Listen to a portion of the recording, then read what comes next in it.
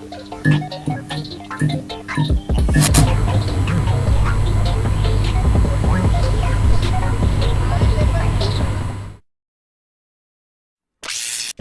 fully charged. Launch ready for AEW Spark in 3, 2, 1. All Elite Wrestling discussion is live. Cue host Owen Finch.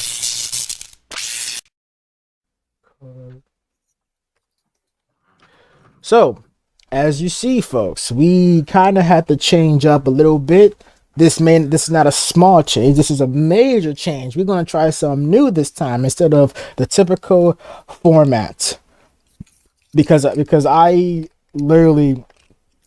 repetition is literally making me lose my fucking mind. And I'm about to shoot from the heart. God damn, it's time for a change. Enough is enough, and it's time for a change. So this is the change. This probably might be a one-time thing, but it all depends how you feel about it, folks. Whoever's watching this, hello. Whoever just now joined the chat, fuck off. But then all that other shit. Okay, so yeah. So welcome to AEW Spark. I am Mal /Zero, and with me is the Owen, the fucking Birdman Finch.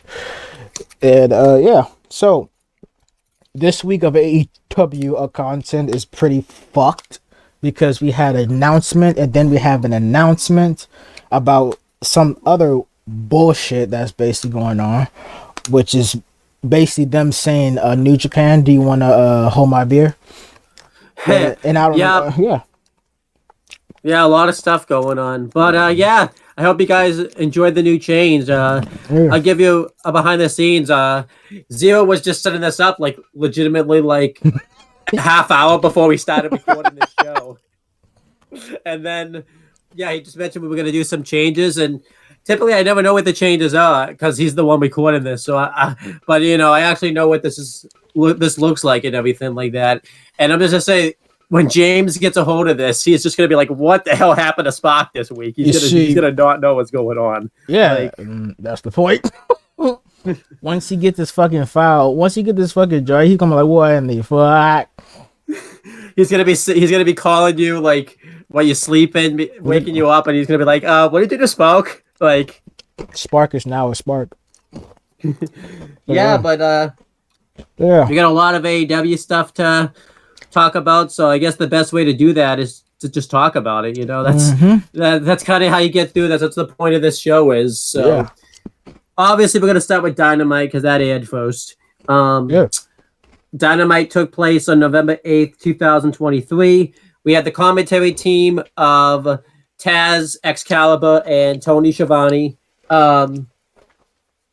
We had the intro. It was a nice little intro. And then we had MJF get interviewed. And he was being interviewed by Tony Schiavone.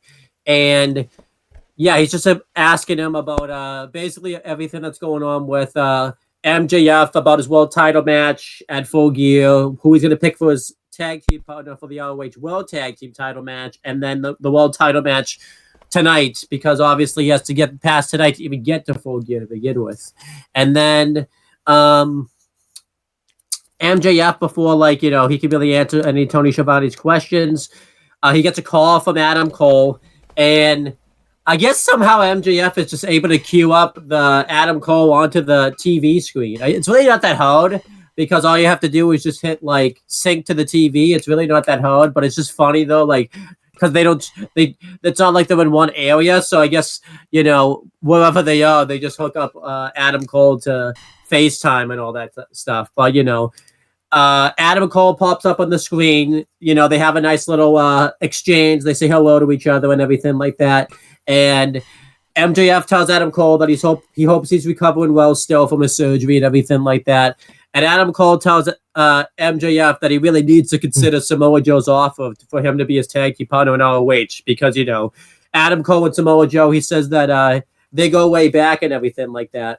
But MJF obviously doesn't want to consider it because he doesn't want to have to give Samoa Joe a AEW World title shot.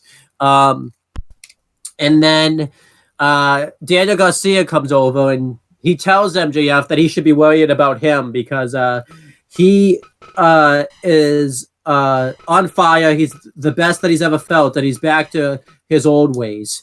And MJF tells Daniel Garcia that the reason that he accepted his challenge for an AEW World title shot is because he wants to see the old Daniel Garcia, and he doesn't want Daniel Garcia to make the same mistakes that he did and listen to all the veterans. He wants him to be his own man, and he wants to see Daniel Garcia, the professional wrestler, and not the sports entertainer. And this time around, Daniel Garcia says that you're going to see the professional wrestler. Oh God, let him know. And 2.0 was standing there, and 2.0 didn't look very happy that he said this, so they weren't very happy about this. But they were kind of happy for him at the same time because they were motivated him for the AEW World title match, and they mentioned, that they'd never seen Daniel Garcia look like this before. So, they walk off, and then Roderick Strong screams at him. We just hear him scream it off screen. We don't even really see him, and then when he comes on screen, MJF doesn't want to deal with him. He calls Roderick Strong a loser and said that he's just a waste of space and just leaves. And then Roderick Strong notices Adam Cole's on the TV screen. And it's really weird. So he can hear him clearly, but if this is a phone call by MJF, it should sound very far away because MJF had his phone in his pocket. So I don't understand how that happened, but whatever. I don't know too if Adam Cole just recorded these ahead of time and then just setting these in as it goes on, if he was actually live too, because you could kind of tell if a promo on the big screen or like on a screen's pre-recorded if sometimes when they respond to the wrestler, it's not synced up properly, but it did seem like it was pretty synced up well, so I'm not sure. But anyhow, Roderick Strong wants to know why MJF doesn't. He wants to know why. From Adam Cole's perspective, why MJF doesn't want to be his friend. He's tried everything to get under MJF's good graces. And MJF just hangs up. He just, he pretends he has to leave and just hangs up on Roderick Strong. And Roderick Strong gets pissed, and he realizes that, he needs to show people who Roderick Strong used to be and that he's still one of the most dangerous wrestlers in the history of the business. The Messiah, the backbreaker. And then that was pretty much the end of this backstage segment here. I really like this. Again, it continues all of MJF's feuds. It built very nicely to the title match tonight. It continues the Roderick Strong thing going on. And, I just really like this overall. How did you feel about this? Everything they just did here when it came to MJF and everything like that. I didn't see this shit. Oh, you did? I don't know what the fuck was that. I think I was doing something. And I forgot what time it was, so I just quickly put it on, and the first thing I saw was the match. All right, then. So then we had the match. It was the AEW World Championship match. It was MJF defending against Daniel Garcia. I have to say, too, we're kind of seeing something new. This is kind of like the first time where someone's been at least for a while anyways, where someone's defended their championship and they don't even have their physical championship with them. So, it'd be funny if you lost the belt, the person couldn't even celebrate with the championship because it's been stolen. So, throughout the night, they've been building... Because I didn't mention this on Spark last week because I didn't know. So, obviously, this was to kind of finalize what the main event was going to be at Full Gear. Whoever won this match... would defend the title, and whoever won the main event would challenge for the title. Apparently, it was a number one contenders match. I didn't know that last week just because I forgot. I knew this was definitely a title match, but I didn't realize that Mark Briscoe and Jay White was a number one contenders match. So it'd be kind of weird, though. How would that work? If Mark Briscoe had won, would he get to take the title and carry it around for a bit? Because Jay White still has the championship, so I don't know how that would work. But this match was really good, though. I really enjoyed this a lot. MJF dominates in the beginning.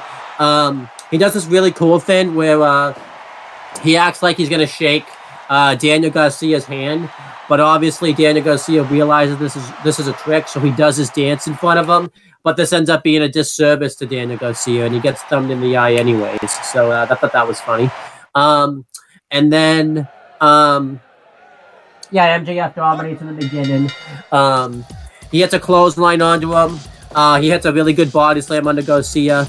Eventually, Garcia takes control. He throws MJF into the barricade, and he starts targeting the leg of MJF. Just really targets it. Hits a lot of really good submission moves onto him and everything like that. And then MJF mounts a comeback. He hits a really good kangaroo kick onto Daniel Garcia, which was awesome. And then eventually, MJF does win. He hits the thrill seeker onto Daniel Garcia and turns it into the salt of the earth. And pretty much Daniel Garcia has nowhere to go at this point. He has no choice but to tap out. But I thought they made Daniel Garcia look strong. This was after a couple of times he fought out of the salt of the earth, so I really liked that a lot. Afterwards, MJF offers a handshake. And Daniel Garcia looks like he wants to shake his hand, but 2.0 don't want him to.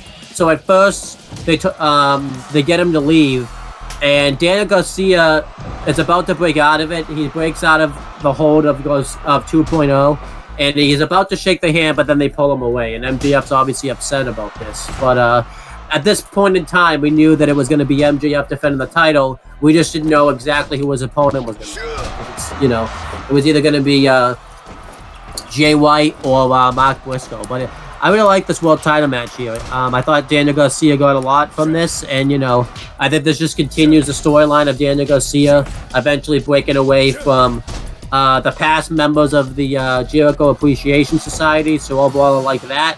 It was a good title defense for MJF. So overall, I really liked this. So how did you feel about all of this stuff?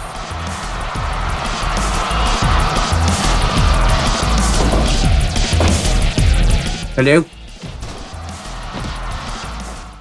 Oh shit! My my mic on my headphones, I thought I got muted it because I was eating a bit. Well, I was snacking on chips, which was fucking great to know.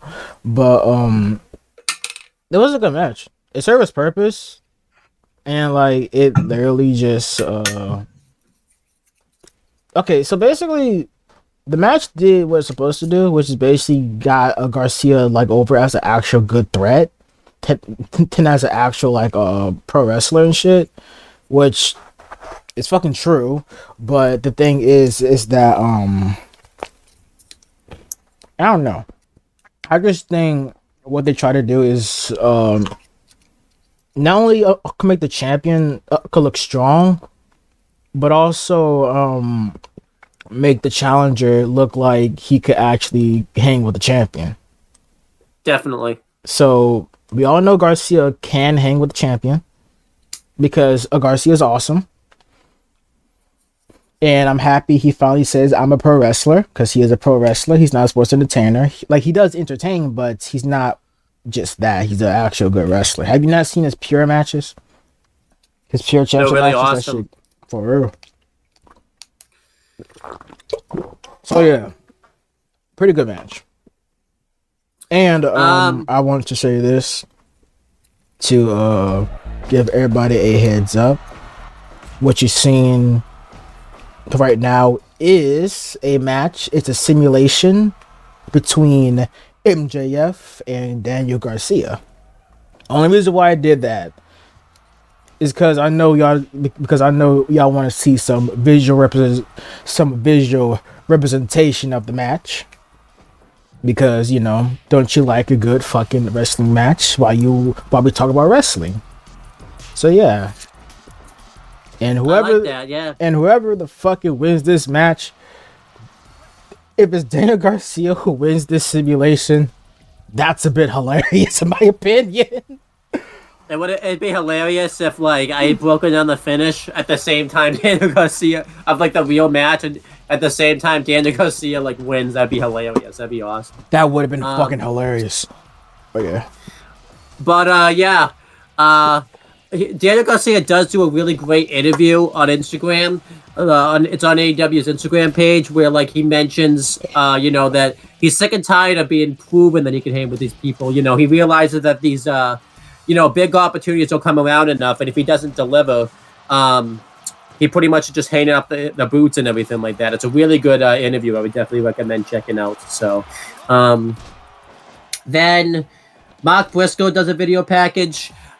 he talks about, how when Jay White was on his excursion, he pretty much treated him like a young boy, just beat the crap out of him and all this type of stuff. And he mentions that Jay White learned a lot from that, and he's not the same Jay White that he once was back then. He's a more well-rounded wrestler, and he realizes that. But he also realizes, because he's been in the wrestling business for years, that Jay White's not going to come alone, and he's going to do whatever it takes to defeat Jay White and earn himself an opportunity at the AEW World Championship.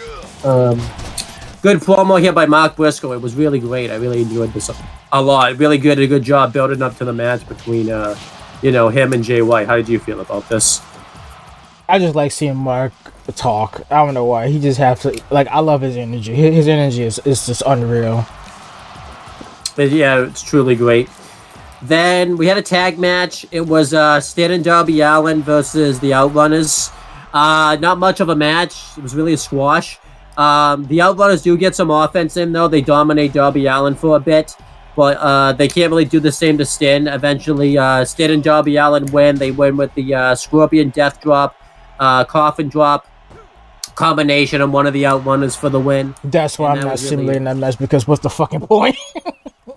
That's fair. But yeah, it was. But this match was okay.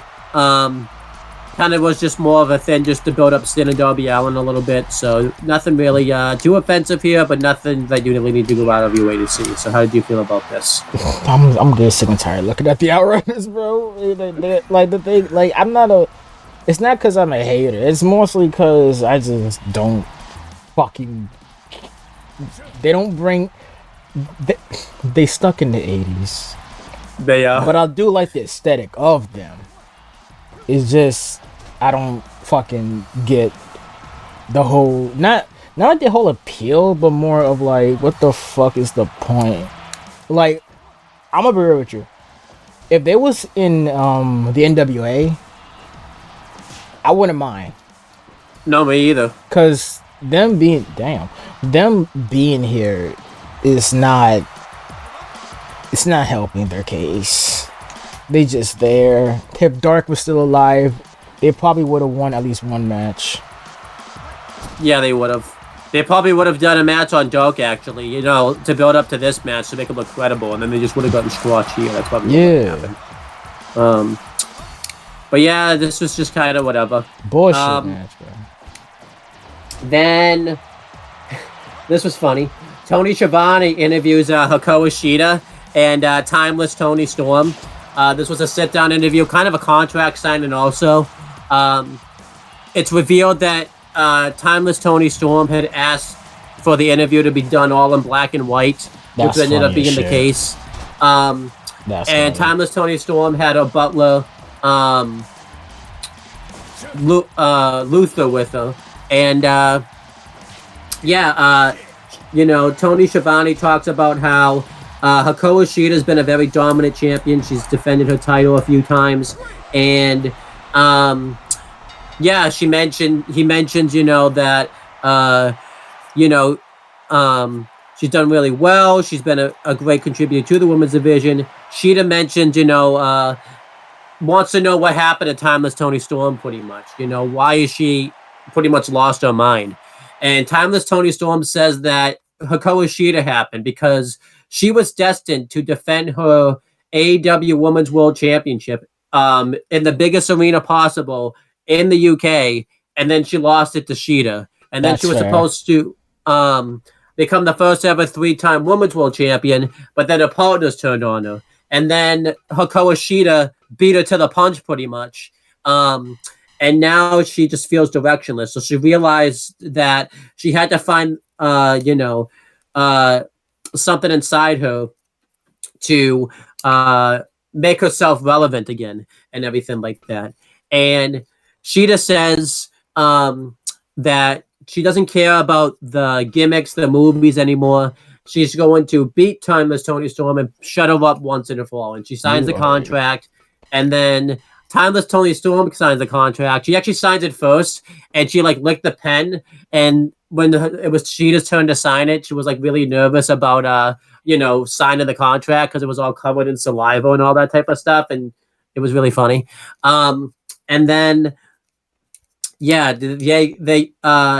Tony Storm mentions, there's a saying in show business, chin up, tits out, and watch for the shoe. And she's about to throw the shoe to Sheeta, but she blocks it and just tosses the shoe away. And they have like a face off with Sheeta holding the title.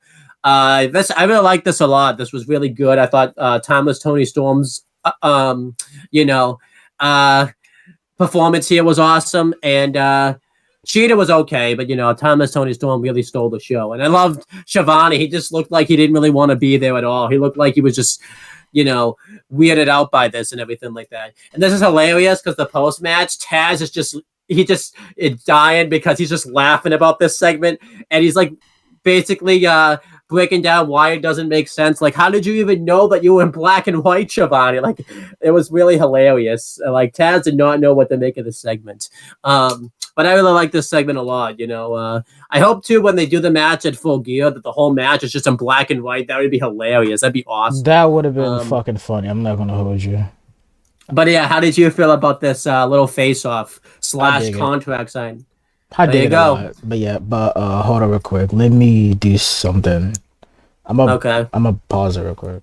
So after that segment, what was the next thing that happened? Well, anything else? Because we had to end it abruptly, so you could do your thing. Anything else you want to say about the women's segment?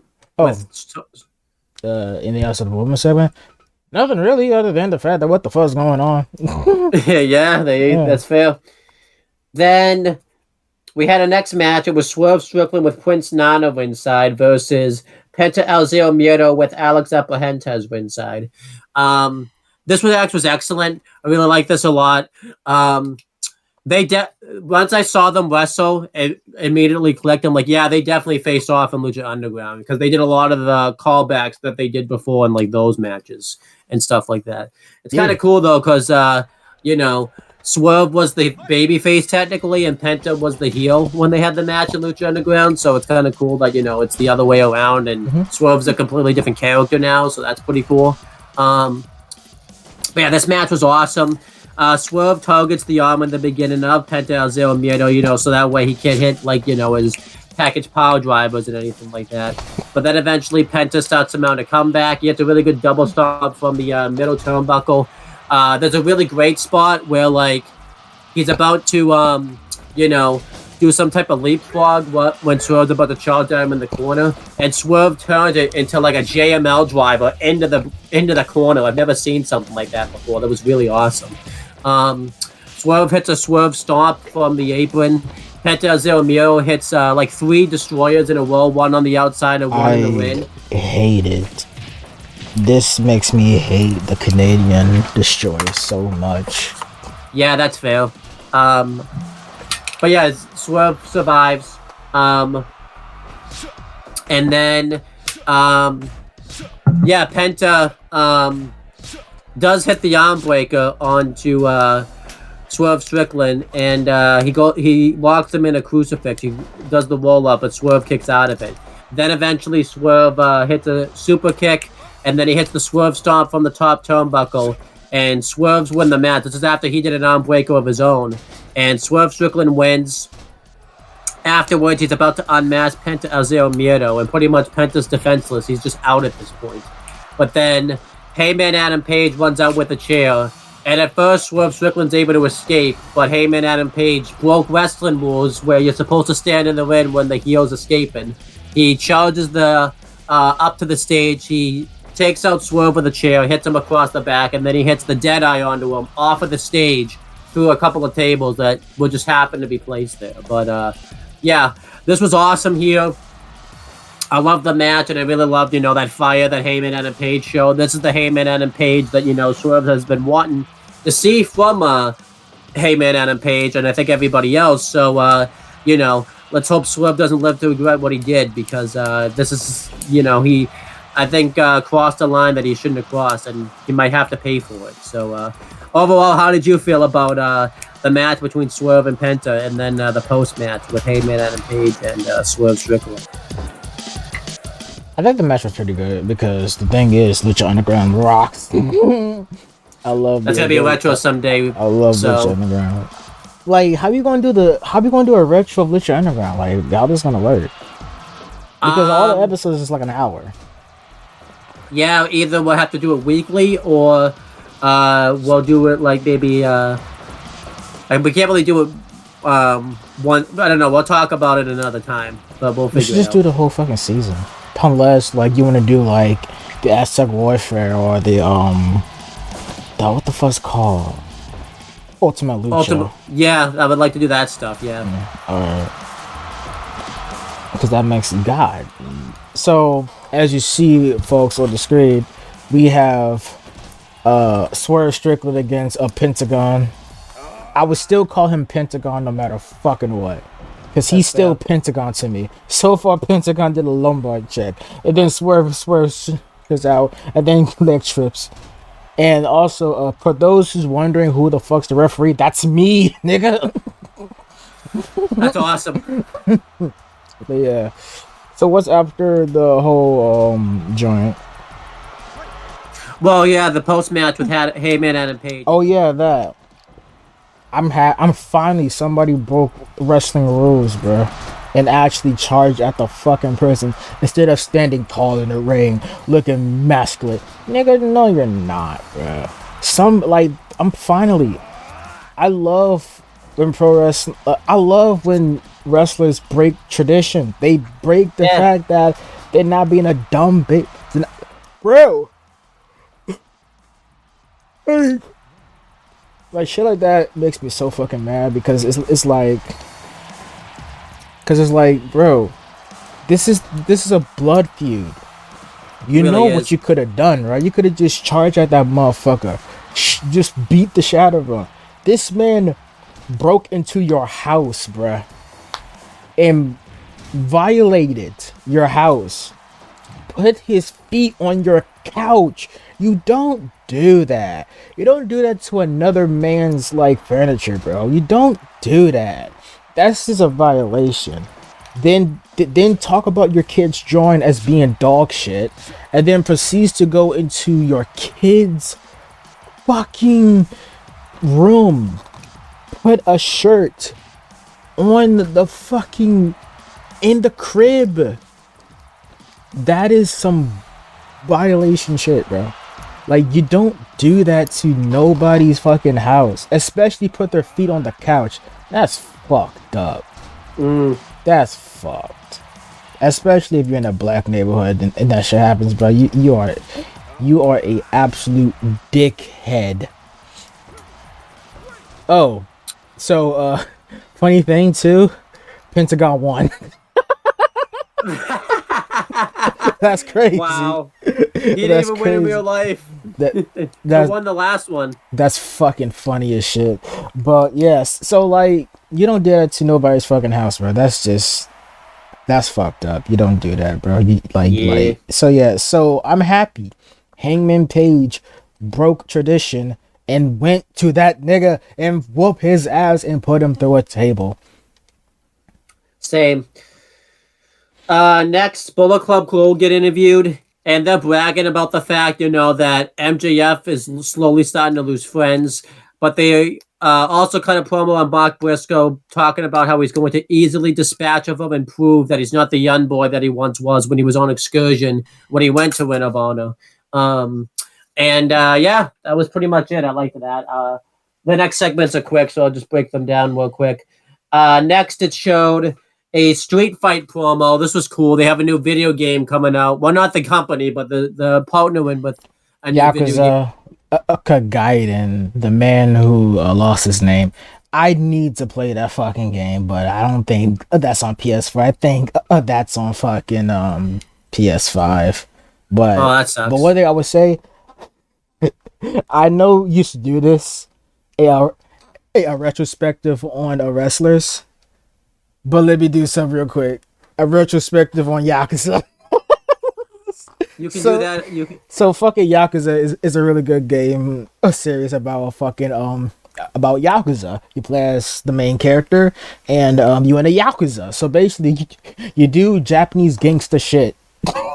That's the end of the retrospective. Yeah, this makes sense, obviously, because Kenny Omega's big into the Japanese culture, and obviously Koda's in the match, and Oh, um, one more thing. I forgot which Yakuza. I think he was in. Nah, he's in Like a Dragon. Kenny Omega is in Like a Dragon. He's in a Yakuza game. oh, So, that's cool. So yeah, the promo they showed for this, like they did images like from the game at the same time as the promo, so that was cool. yeah. And then, yeah, the Golden Jets. That's gonna be, which is Chris Jericho and Kenny Omega's new team name now. The fuck? That's just Um, trash. but yeah, That's they trash. it really is. But we gotta go with what they call them though. So Wait, Golden Jets or Golden Vets? Golden Jets. That's even fucking worse. But yeah, the Golden Jets get interviewed, and they talk about how they look forward to finally putting an end to this Don Callis family feud once and for all, and finally getting the hands of Don Callis and finally getting a measure of revenge. And then the Young Bucks walk up, and they ask Kenny if they remember them at all, because obviously, it's cool that you guys are doing tag stuff and everything like that. But what about this elite stuff we used to have going on, and everything like that? And then, they remind Kenny Omega that they're the ones that started the company to begin with. They're the main four or the main three, because Heyman and Page wasn't there, but he was mentioned that started AEW. And Jericho mentions, that he's the one that really started AEW because, it was him jumping there that made it worth a damn. And the Young Bucks mentioned that all Chris Jericho wanted was just a big paycheck, and that he didn't give a damn about this company like they did. And they didn't put the, hard work, blood, and sweat into it. And then Chris Jericho mentioned that he's an all-time great and that you guys are one of the best tag teams, but maybe you're not as good as us right now, because lately you guys have been slacking, and you guys have been on a little bit of a losing streak lately. And the Young Bucks are upset at Kenny too, because he's just letting Jericho talk to them this way. He's not sticking up for him or anything like that. Mad shit. And the Young Bucks talk about, how they've been tag team champions all over the world, and they've done everything that there is to do. So they challenge Kenny Omega and Chris Jericho, the Golden Jets, to a tag match at Full Gear, because they ain't doing anything. And Jericho accepts on Kenny's behalf, and Jericho mentions, that they want to see, if they can beat the Young Bucks, because they know that they can. And Jericho makes a deal. He wants to, make the match interesting. And that, remember I mentioned, I don't think it was last week, it was a couple of weeks ago, that they're just going to forget about the fact that the Young Bucks have a tag title shot. Well, that ended this week because they actually brought it up. So basically, the Young Bucks have to put their opportunity at the tag team championships on the line in this match. And the Young Bucks agree if the Golden Jets pretty much have to put up a stipulation, is that if they lose, they basically can't team anymore. They have to break up as a tag team. And the elite can do elite stuff again. And basically what they're doing is basically that, like, Kenny, you are teaming up with him, fuck you. You're with us. And only with us. That's basically what they're basically doing. That's what the fuck, bro. Like, and then are you that fucking mad at the fact that, like, Kenny is having other people to work with? I guess they are. But there's more to it, because then Kenny finally does say something. He mentions that he doesn't want to fight these guys, but he wants to see that if he can beat them, because he mentions that anytime Kenny Omega's teamed up with someone to face the Young Bucks, they've always won. It happened at Revolution 2020. It happened in New Japan when him and Kota Ibushi teamed up to face the Young Bucks. Which is a good match. Really good and I'm pretty sure it happened another time that I can't think of at the moment.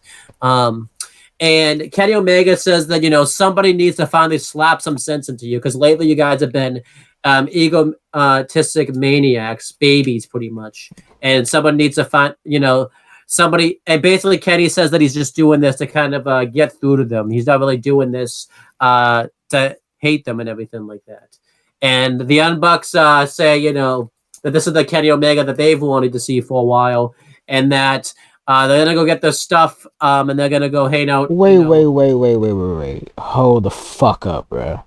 Nah, we're not just gonna get past this.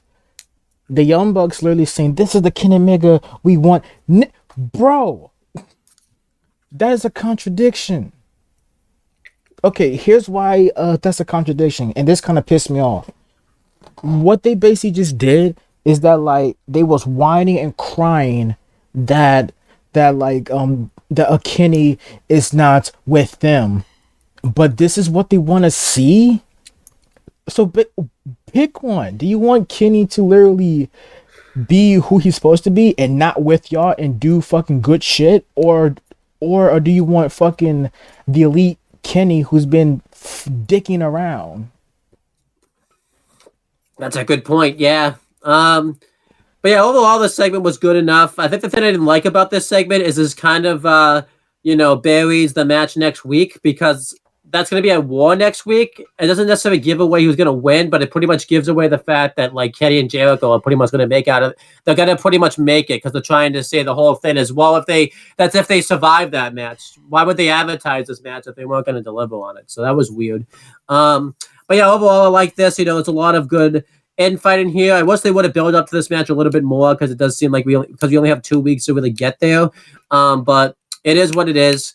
How did you feel about all these segments here? The Bullet Club Gold interview, the Street Fight promo, and this little interview. I forgot all about the fucking Bullet Club Gold interview because I was so fed up with the Bucks interview. That shit pissed me off because it's a fucking contradiction of what they're trying to talk about. It's fucking stupid. But as for the Yakuza joint, that kind of, I mean, this ain't the first time they have a video game style match, because the one they did have was fucking Christ, the Texas Chainsaw Massacre joint.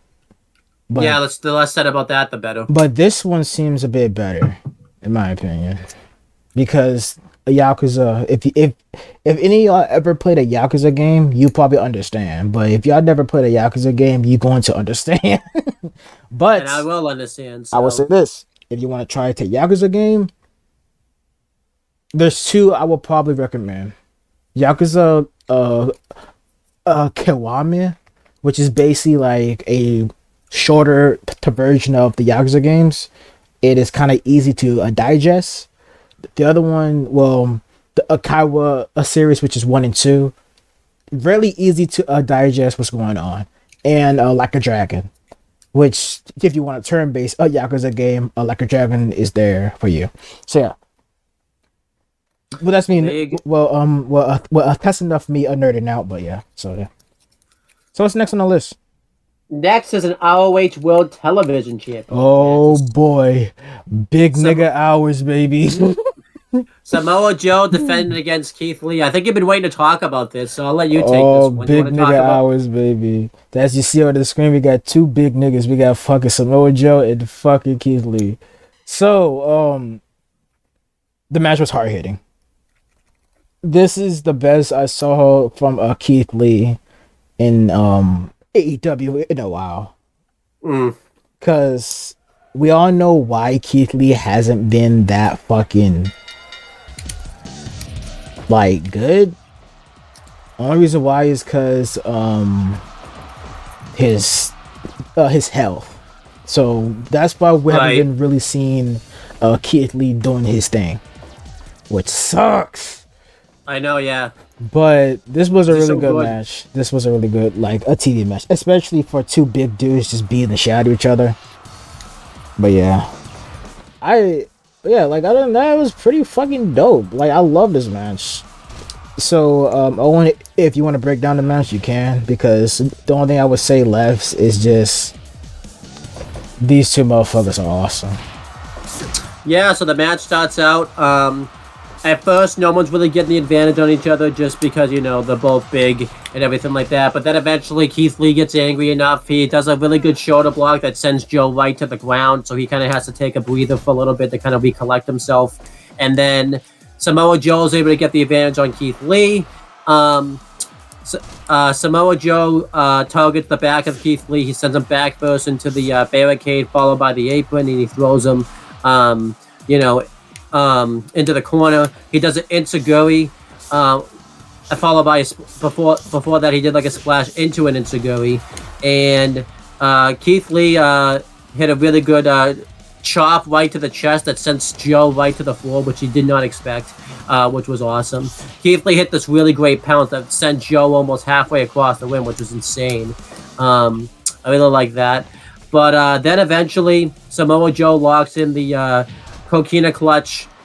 This was after Joe had did like a spirit bomb and things like that. But then eventually, Keith Lee has no way to get out of it. He's trying the best he can to get out of it. But then eventually he just passes out, and Samoa Joe retains the ROH World Television Championship. That's the booking of how he passed out is the greatest way to say that Keith Lee on a better day would have whooped his ass. Yes, definitely. I want to see more of this match. I want a sequel. I don't think we'll get it for a while, but I would like one, yes. Yes. Afterwards, Samoa Joe then cuts a promo talking about how he's been a dominant ROH World Television Champion, but in life, you always want to have more. You always want to hunt for bigger. So he vacates the ROH World Television Championship and basically tells MJF to watch his back. And I actually really liked this. At first, I wasn't sure how I was going to feel about this, because if Joe was going to vacate the belt, why not just have him drop it to Keith Lee? But I thought this was the best way to kind of book themselves out of it, because I've been mentioning it for weeks. How are they going to get this belt off of Joe? Because he's got a lot of momentum right now. You can't really squander it. So Joe whooped everybody's ass to the point he's like, this is getting boring. Yeah, so he just vacated the title. That is a crazy thing to do. Like, I'm gonna be real with you. That's a good choice. Have him vacate the belt, but that's also saying that I don't want to say it diminished the belt a little bit, because it didn't, because it's basically saying that since I've been holding this belt, I've been not getting a lot of challengers, so what's the fucking point? So like, whoever wants this belt, they can have it to actually, see if they could beat Joe. Like, beat Joe's reign, because in my opinion, vacating a belt to go to a better belt is a really good thing. Only reason why it's a good thing is because it's basically saying that this belt build me up. So whoever wants it, they could try to match my style and actually see it can actually, go for better too. And again, I think this is good for Joe, because this way this gets the belt off him without having to drop the belt or anything. Yeah. I do hope though that they have bigger plans for him, because it would kind of suck if he vacated this title and he doesn't win the AEW World title now and all that type of stuff. Like, I think they have to follow through with this really well. But overall, how did you? That's still a crazy thing to do. Vacate the belt because you like all these niggas over here is born, bro. I beat everybody. What's the fucking point? I know it really. I'm done with this shit. I'm going to bigger and better things, bro. Fuck this. Anything else you want to say about this? Big medium man slapping meat. There you go. I like this a lot, though. Quoted by fucking Biggie. Next, Orange Cassidy and Hook are backstage, and Orange Cassidy talks about how this international championship means the world to him. He says that he didn't really realize that until he lost the championship, and didn't he say that last time? Yeah, he's saying it again. Alright. And then Orange Cassidy. I thought I had deja vu for a quick moment. Like, what the fuck? Didn't he say it last time? And then Orange Cassidy talks about how he didn't take anything away from Jon Moxley. He talks about how he saw an opportunity and he took it. And he said that, this time around, he's not going to allow Jon Moxley to take away what means the world to him now that he has it back. He says that, we can have a tighter grip now on this international championship. So, overall, decent promo here by Orange Cassidy. How'd you feel about it? Is it wrong that I kind of stopped caring about fucking Orange Cassidy at this moment? Yeah, because they're kind of back to where they were before you lost the belt the first time. Yeah, which kind of irritates me. But again, not completely AEW's fault because John Moxley got injured. John got fucked up, which I do understand. But I liked Orange Cassidy before. And now I'm kind of like, I don't want to see him in my face right now. Yeah, he probably should have, like... I think they should have done... Huh? He needs a break. Yeah, he should have taken a break after he lost the belt the first time. Just make me miss you, okay? Then I'll feel different. Next, the Guns with Juice Robinson face the Bollywood Boys. Not much of a match here. They just hit the flapjack into a... Oh, shit! I just realized the Bollywood Boys... Damn. I just realized who they were. Yeah. Jinder's goons. Yeah, they were. Bro, I forgot they got released. Holy shit. Yep. But they get squashed here. They lose to a flapjack into a flatliner. There's I think it's the Jun Akiyama. That's probably not even right, but it's something like that. That's the name of their finisher now. So, I'll let you finish. I'll let you finish. Go ahead. But yeah, decent stuff here. It did a good job of building up the Guns. I just don't really think this match was necessary. Like, I think you could have got done without it. But, if you wanted to have it to build up the Guns, then I guess that's fine. What did you think? All right. So, I didn't even watch this match because what's the fucking point? But guess what? We got a new Ring of Honor Television Champion. Who is it? Keith Lee. He beat Samoa Joe. Oh yeah, because we're doing he beat it with the Big Ben Catastrophe in 60 minutes and 36 seconds.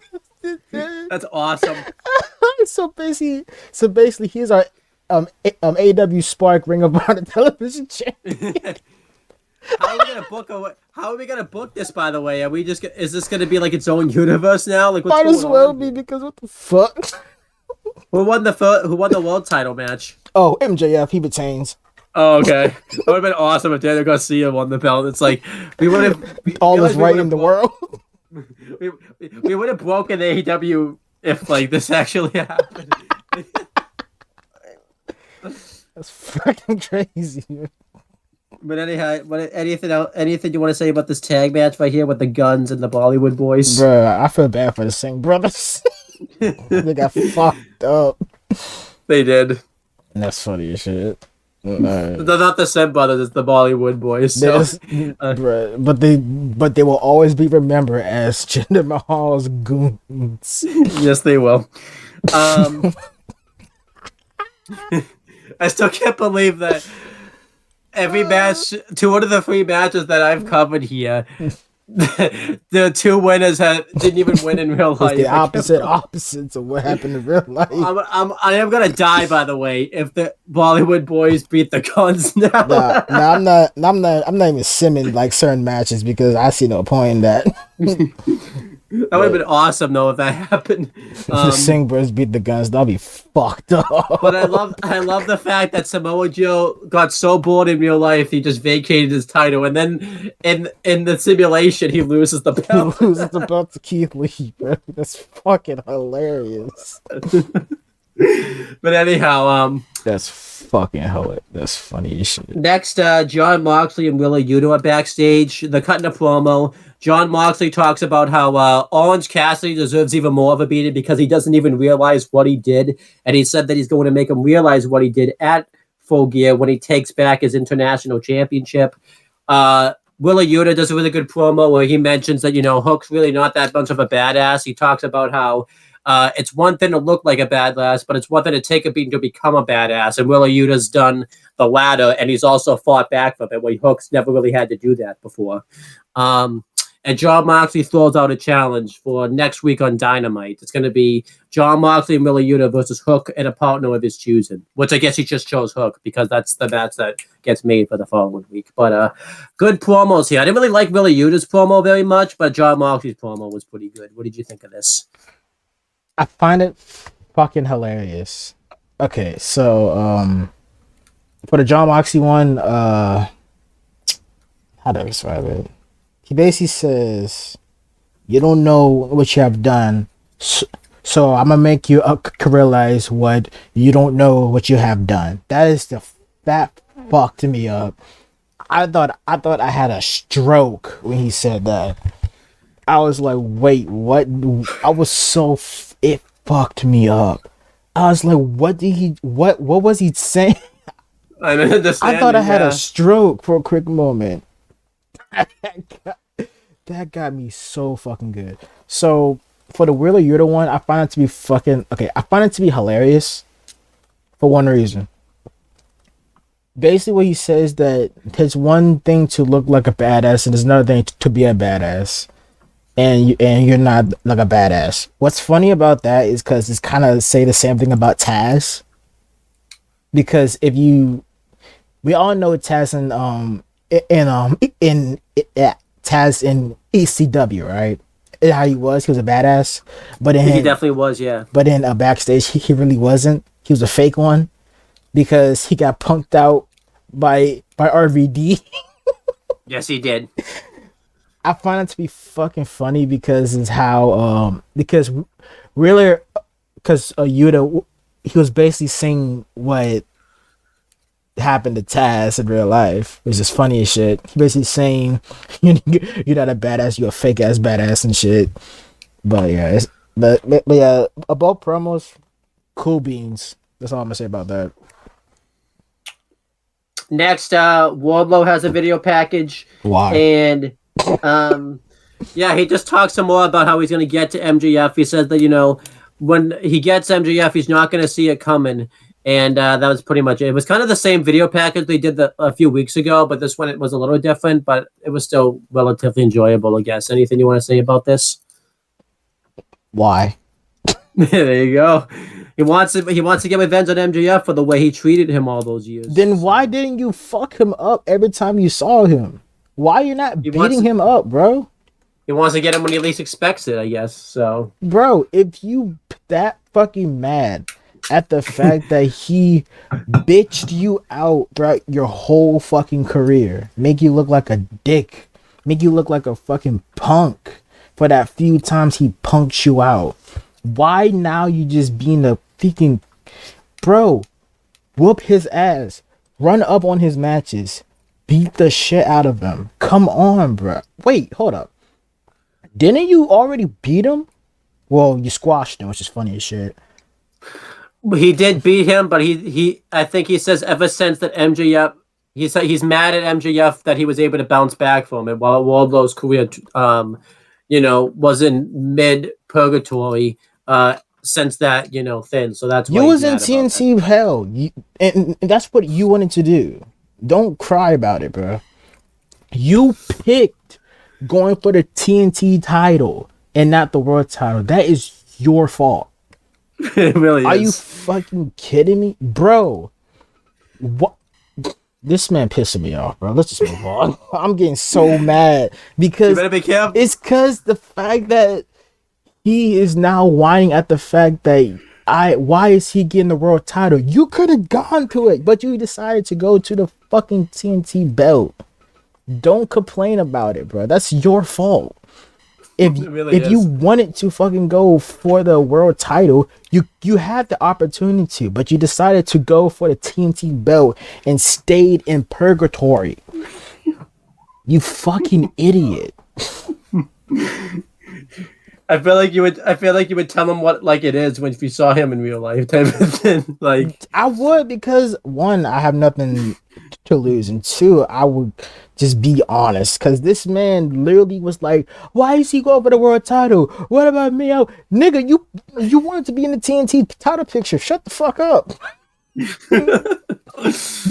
I feel like though you would have something to lose, and that's my life. Yeah, well, that would kill you if you said that to him. Like,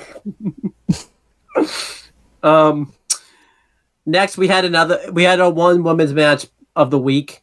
It was by the way, I forgot to mention there was after the Guns match, it showed MJF watching the match backstage, all concerned, and Samoa Joe said, "Hey, I'm just a phone call away," pretty much. Joe's a dickhead, bro. Joe is a dickhead, bro. I love Samoa Joe. I love anything him. you want to Anything else you want to say about the MJF backstage bit? Joe's a dick. He's like, hey, champ, I'm just a phone call away, bruh. I'm like, all right, bro, get away from me. I love Samoa Joe. That's my boy right there. Next, we had Julia Hart versus Red Velvet. This was Red Velvet's first match back in a while. I don't know how long. I think since she lost to Jay Cargill, maybe. And yeah, apparently, I think she had a match before that match. Well, you were doing Spoke at that time and watching the show, so you were the one that would know more than me. So I don't remember because I don't really be seeing her that much, which sucks. Because it's actually good. Red Velvet is still feeling the effects of an injury. I'm guessing she's not fully recovered because she was wearing a knee brace during this match. But this match was really good. I really liked it a lot. You could tell Red Velvet got a little gassed during this match just because she wasn't used to being in the win for that amount of time.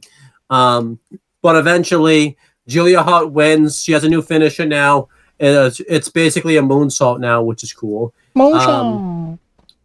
And afterwards, after she wins, she puts Red Velvet into the Heart Lock, and corny at the end, Sky Blue runs out and breaks up the hold and has a face-to-face with Julia Hart. And during this, Willow Nightingale goes and checks on Red Velvet, and Chris Statlander runs out, kind of pushes Sky Blue out of the way and stands face to face with Julia Hart. And Sky Blue has this look on her face like she wasn't happy about this, like basically, she took her spotlight and all that type of stuff. And Julia Hart escapes, but you can just kind of feel that there's this tension going on between Sky Blue and Chris Statlander.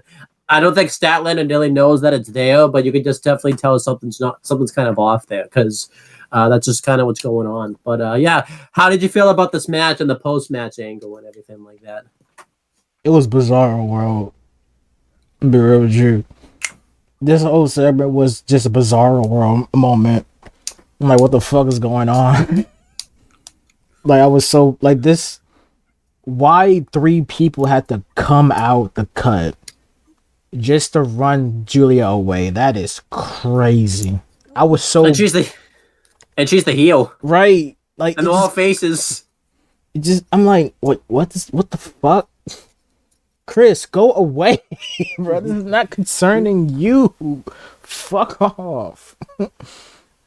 That's what make me mad. Like, why Chris, ever since she requested these fucking interviews just to bring in Willow and Sky, just to ask how Sky doing it's just so fucking what? Yeah, it's very bizarre. And then now 3 baby faces ran off one heel. What? It's not like Julia Hart's this big monster or anything like she that. She ain't no monster. You have fucking Willow. No, first you got Sky. Then you got Willow BBW self. She is a BBW, and she's a nice one too. I love her. And well, in all fairness, I don't think Willow was coming out there to chase off Julia Hart. She was coming out there to help Red Velvet. I know, but it looked bad. It looked like this 3 fucking motherfuckers came out the cut. Just, bro. Yeah. Like, what? Yeah.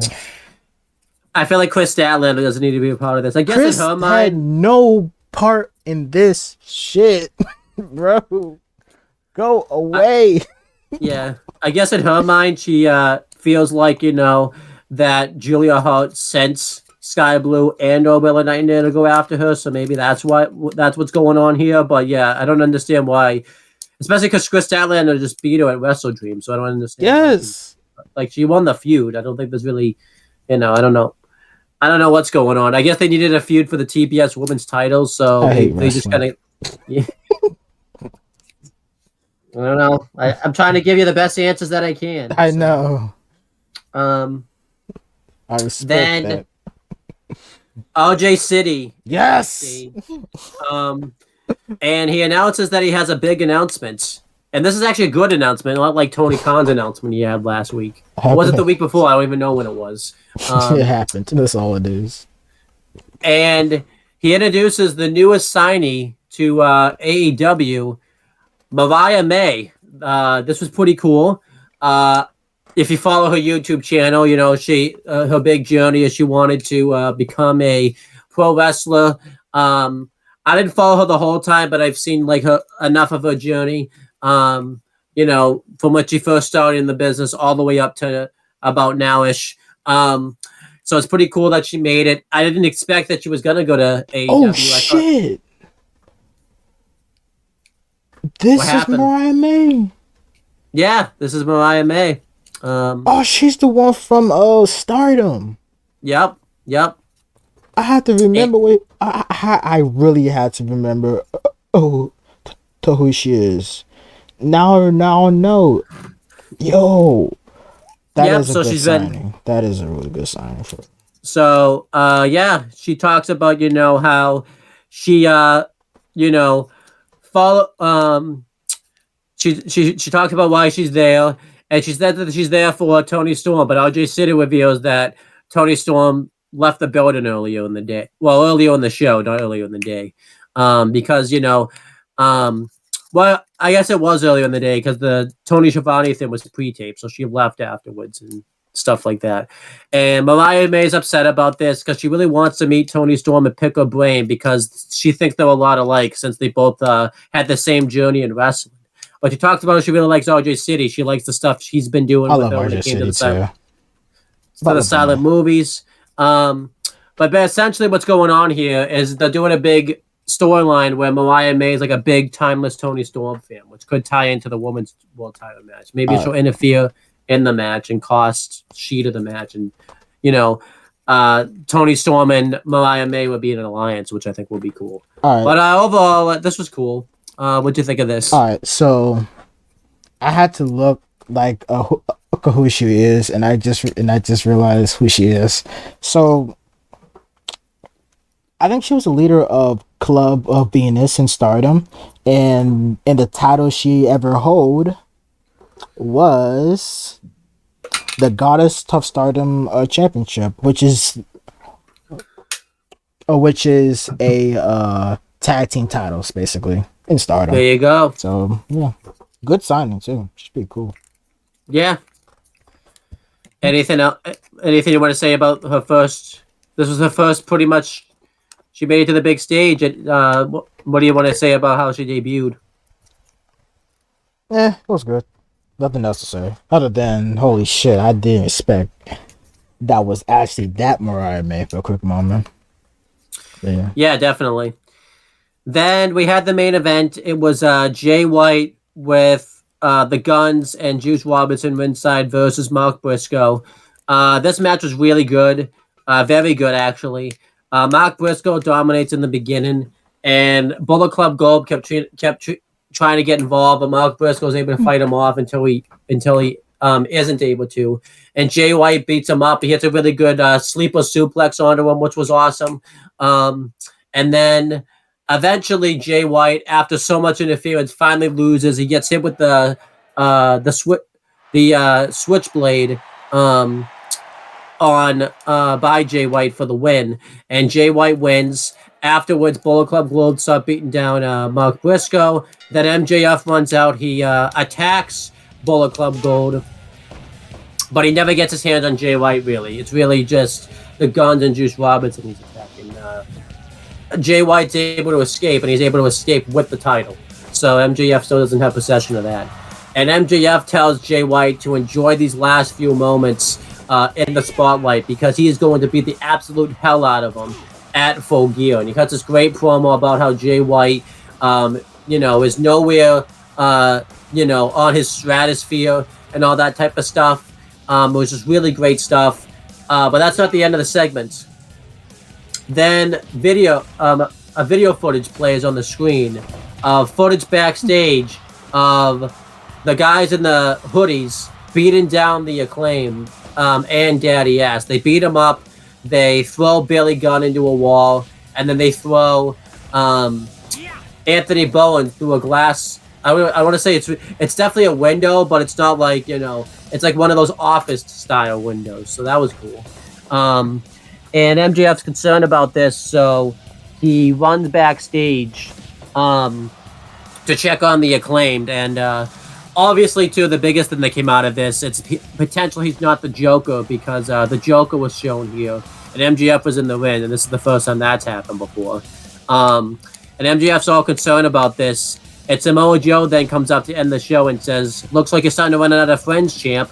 And obviously MJF is concerned, one, that this happened, and two, it's looking like he's going to have no choice but to pick Samoa Joe as his tag team partner, which he doesn't want to do, because obviously that means he'll have to give him a title shot. And he doesn't want to give Joe a title shot because, he's afraid he's going to get his ass kicked, because he just barely got away from the last title match with him. So, yeah, I really like the match. I really like the post-match segment.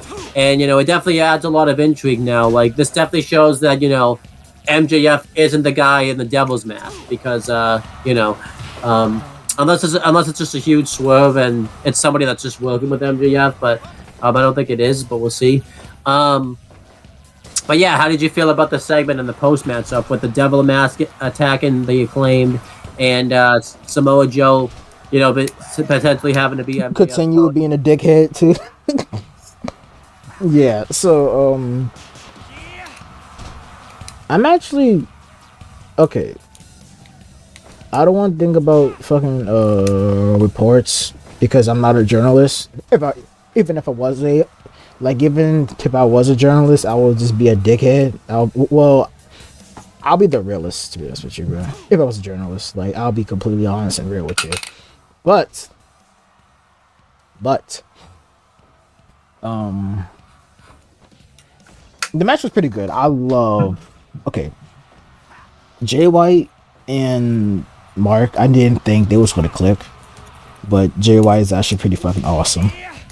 He really is. And I'm mad that he's in AEW. Well, I didn't want him to go to fucking WWE either, but I just wanted it. But Jay White,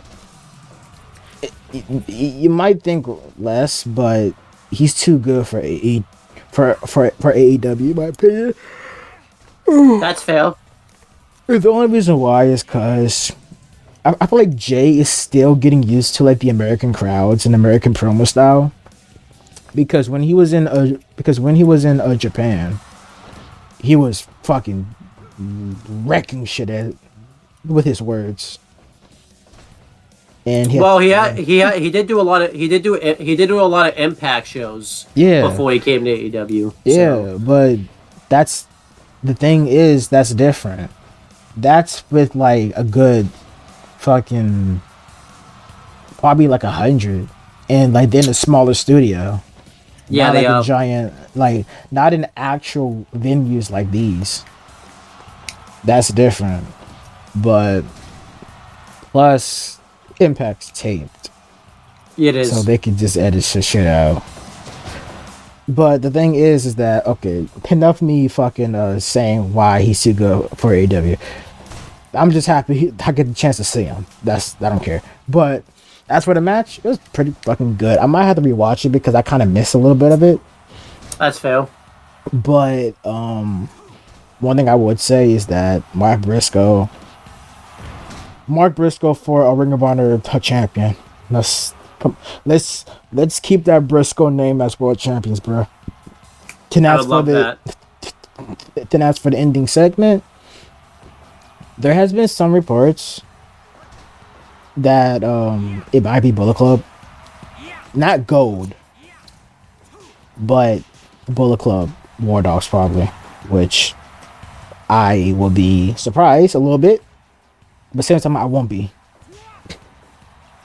So seeing that, if it is Bullet Club War Dogs, one, get off my fucking screen. Then two, this better be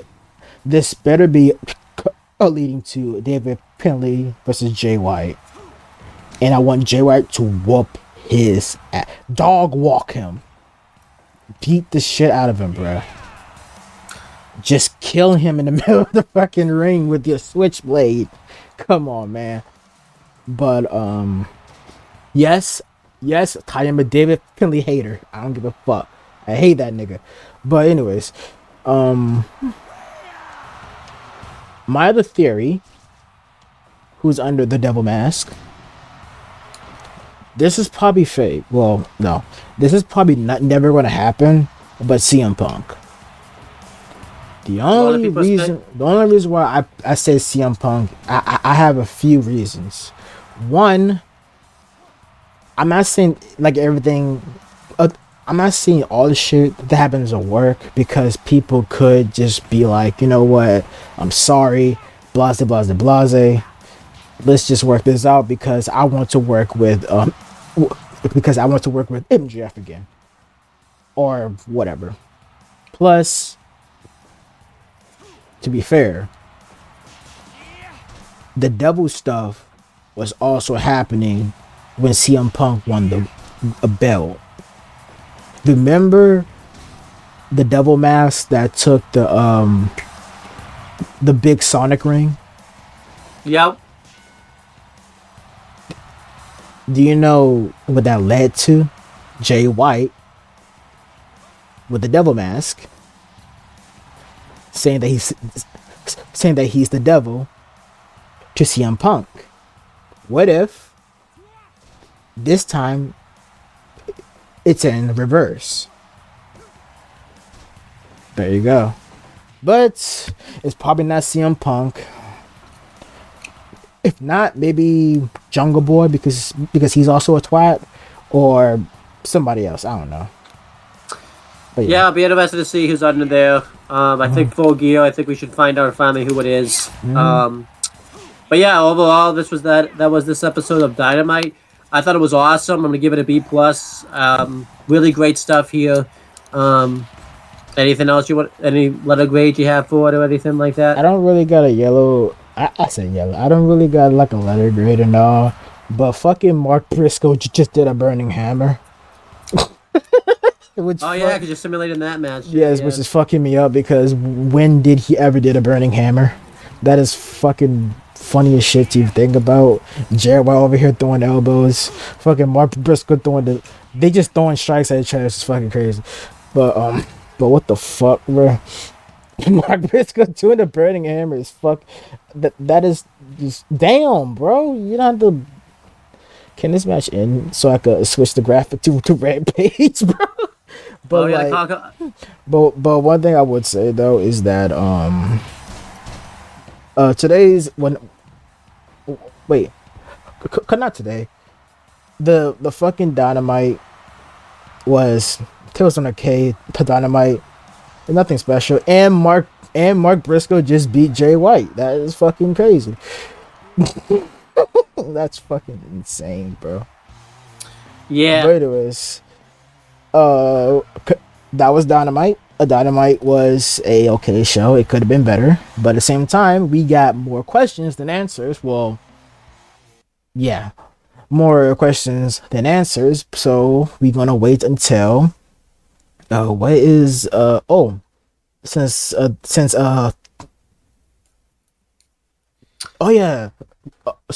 is a Tuesday. So Wednesday, we're not going to get the answers either. We're going to get more questions, which will lead to the answers on Saturday. So let's talk about. Well, first I'm gonna. Oh, go ahead. I want to mention a news thing because we won't be bringing it up again. Mm-hmm. There was some news that came out over the announcement of the Golden Jets versus the Young Bucks. Yeah, so this is from NoDQ.com, where Nick Jackson responds to a fan that criticized his upcoming match at AEW Full Gear 2023. This Saturday at the 2023 AEW Full Gear pay-per-view event, the Young Bucks, Matt and Nick Jackson, will take on Chris Jericho and Kenny Omega. If Jericho and Omega win, they will take the Bucks tag title match opportunity. But if they lose, they can never team it together again in AEW. While promoting the match on Instagram, Nick wrote, "A friendly competition with Kenny. No breakups, just good wrestling." But Jericho, a fan, commented, "Nick, a friendly contest doesn't normally drive someone to spend $50 on a pay-per-view." Nick replied with, "That's fucking crazy." I'm not gonna hold you. That's fucking funny as shit. But yeah, this was Nick's reply. At Matt Hafer, not being on the show was the other option. So that's pretty much what that had. Just a little social media exchange. I think that's pretty funny. I assume obviously something more will come out of it. I don't think it's just going to be a friendly competition. I think once the match gets going, that's going to be the big thing. But I think Nick Jackson was definitely just staying to the storyline. But what do you want to say about that? The fact that there was a social media exchange with Nick Jackson and this person. That's fucking funny as shit. It really was. That's all that I can say because that's funny. Because that is hilarious. My man really, but I'm not gonna hold you. The fans kind of right a little bit because it's like friendly competition. But the fans should have said this. How the fuck is that friendly when you literally want them to split up and force Kenny to be with you? That's not friendly. Right. That's a bit possessive a bit. And it's kind of fucking something. But like I'm not gonna hold you, that shit was kind of funny though. Definitely. So yeah, let's cover Rampage and then Collision. This is Rampage, baby. This is Rampage, baby. This is Rampage, baby. This is Rampage, baby. This is Rampage, baby. And the edit set. This is Rampage, baby. This is the show that y'all been waiting on. Adrenaline pumping your chip. This is Rampage, yeah. This is Rampage, yeah. This is Rampage. Let's go. This is Rampage. Not a Rampage.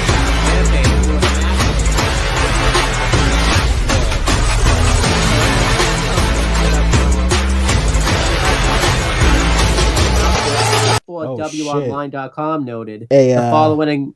Hey, can you wait, okay.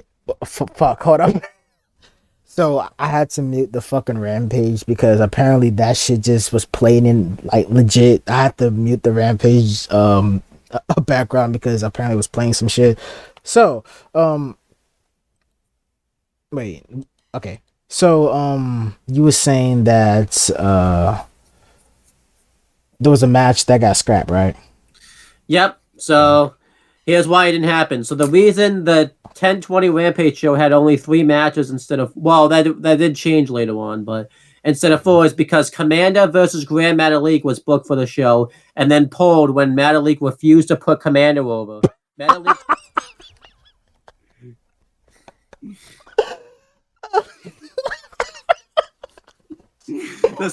This happened, yeah. What the fuck?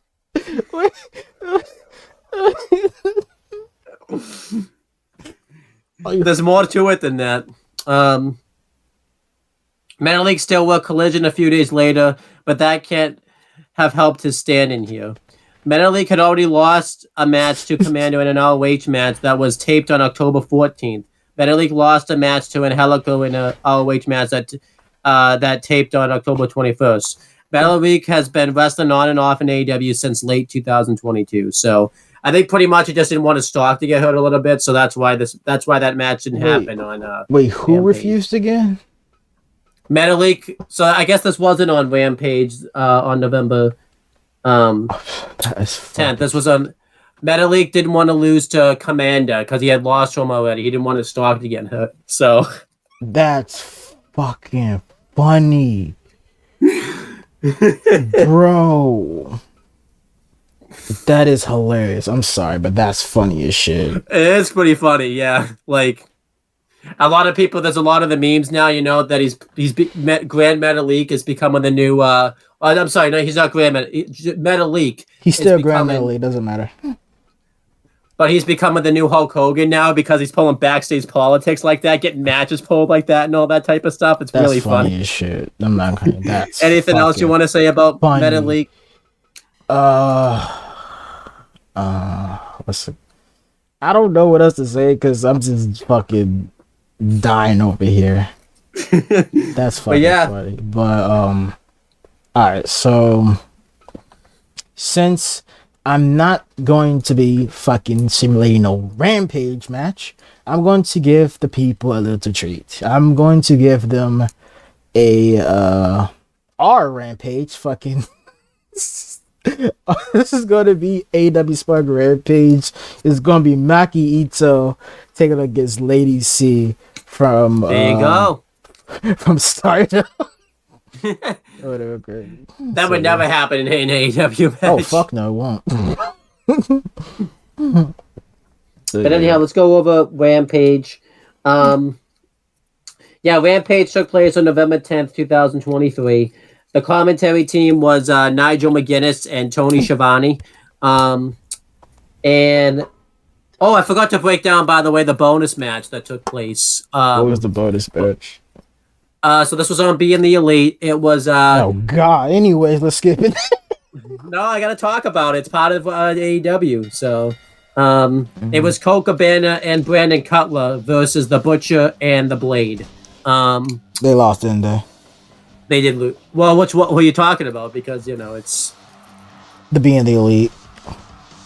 Yeah, it was kind of a standard match. They didn't do anything crazy. They got fucked. Or anything like that.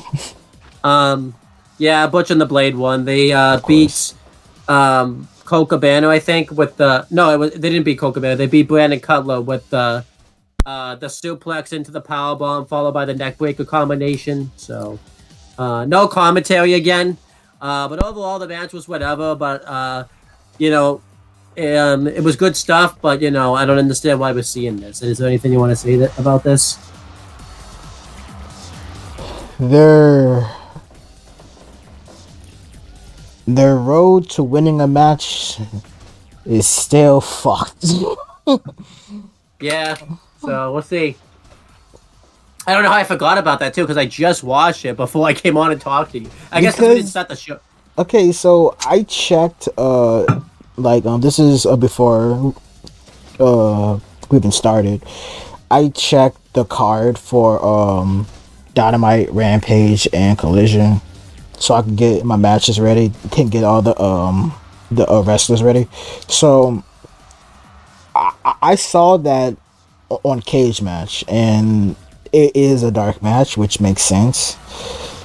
But holy fucking shit, what a bunch of losers! Well, a bunch of the Blade don't like losers. They won.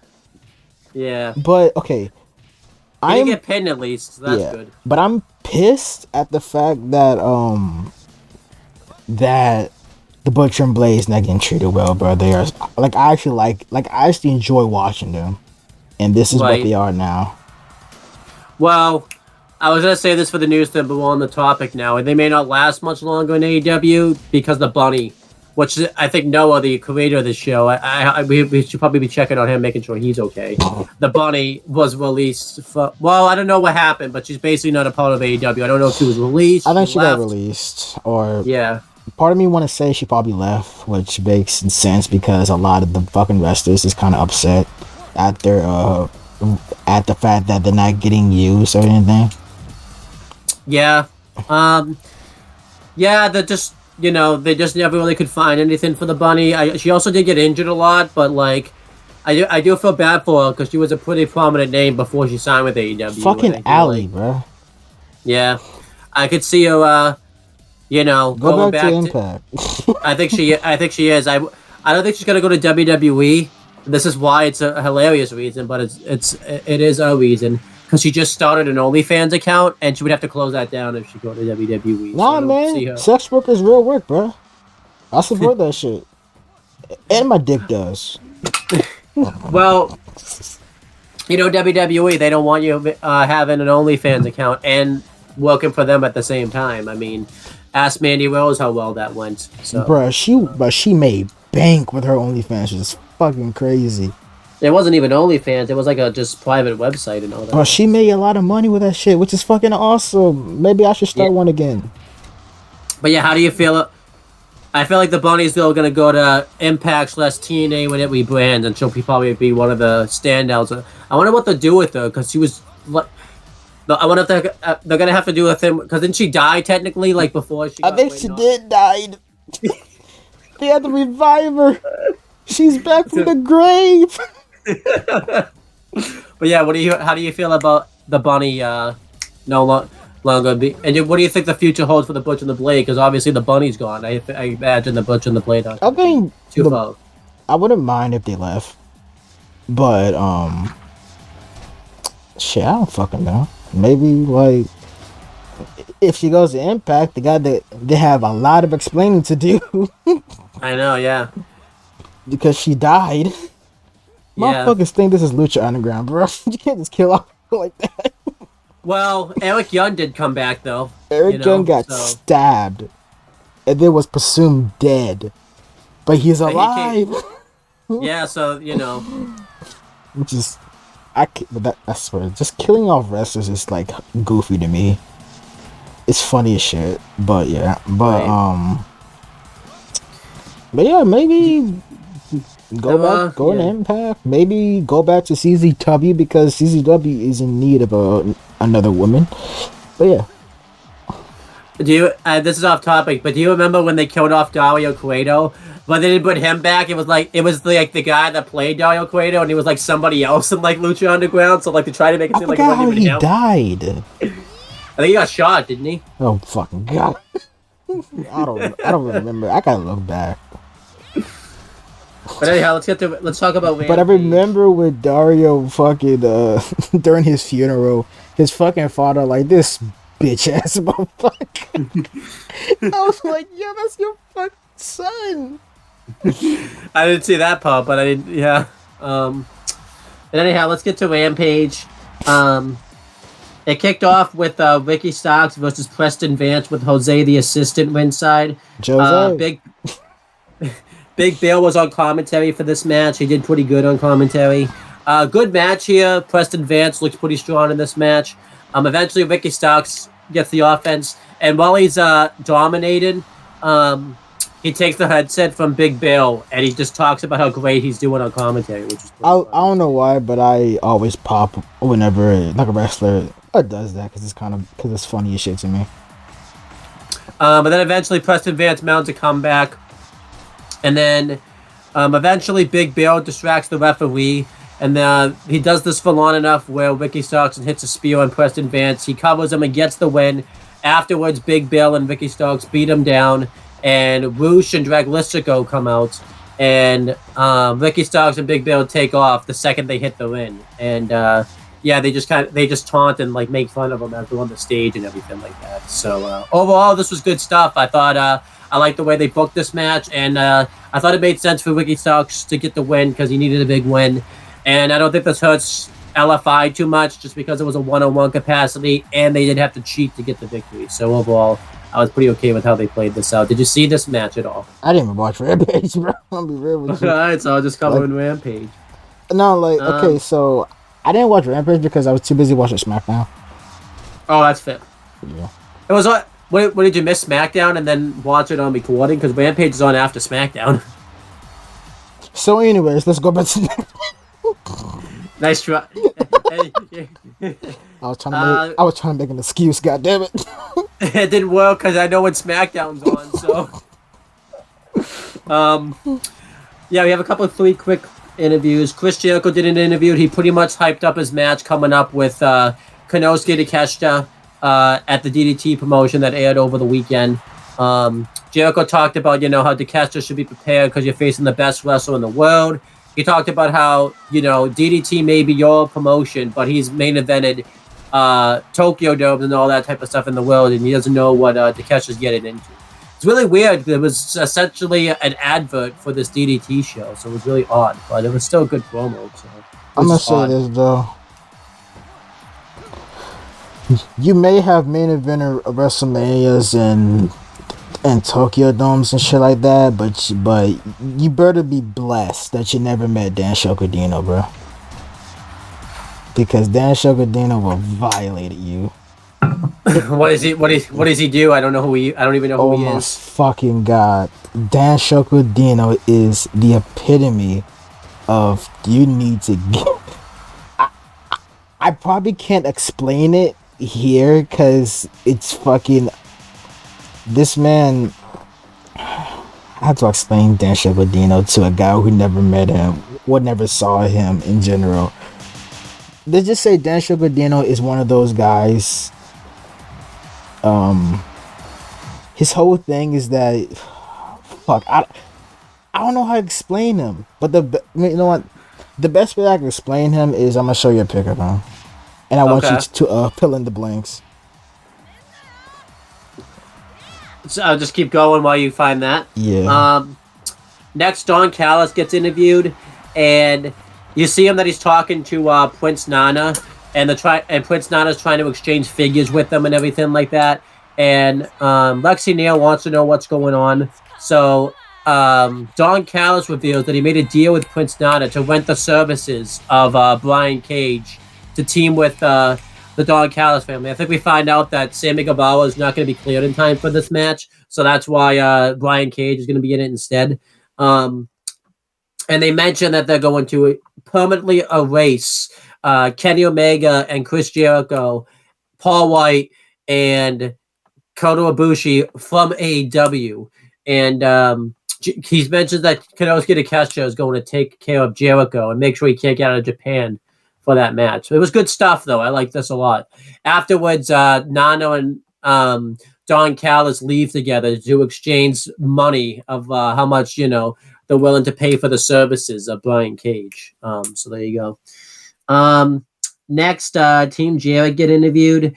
And, Jeff Jarrett's gloated about the fact that he whooped Eddie Kingston's ass in the street fight. I think it was in Memphis. And Jay Lethal said that, he has that ROH World title shot ready and he's going to cash it in when he feels necessary. Let's see what we got going on here. This is Dan Shogodino, bro.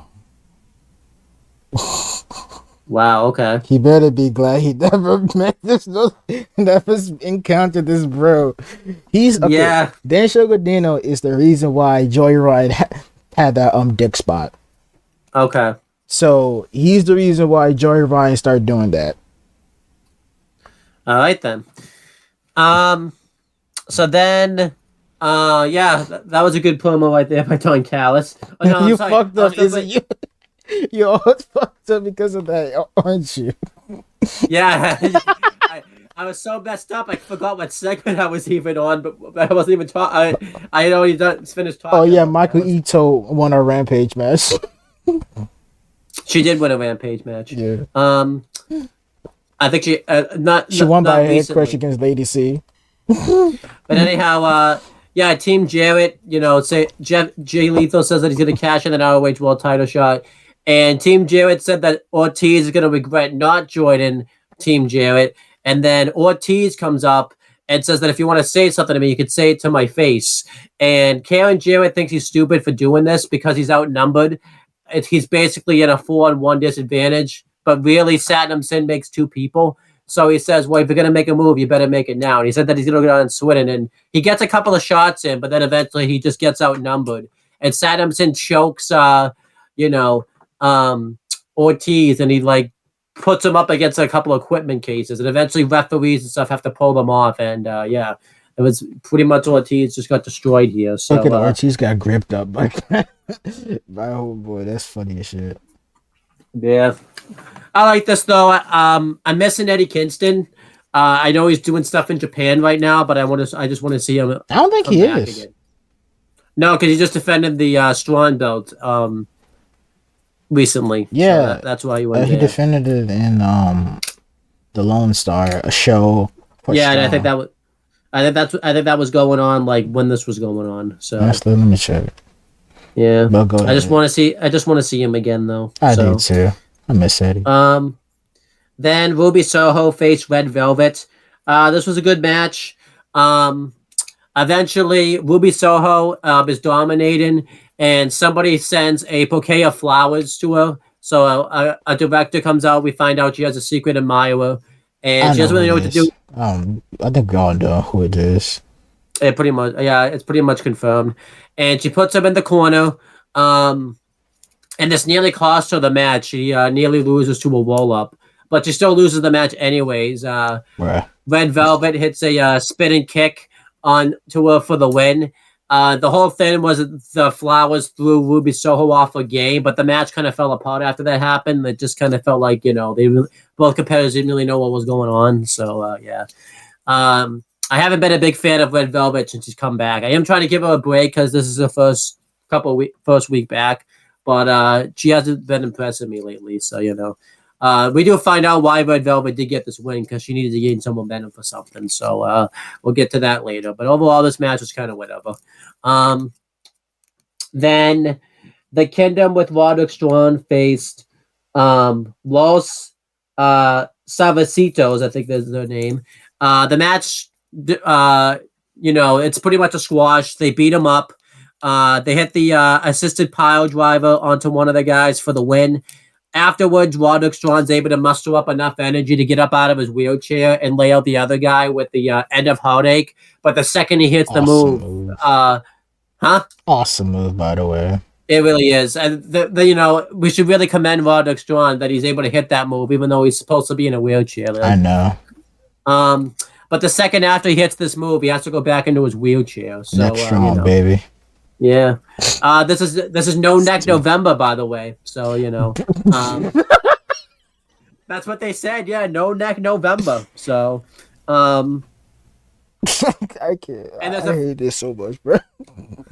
There's a funny thing that he did, but he cut a big promo here, by the way, where now anytime Dasha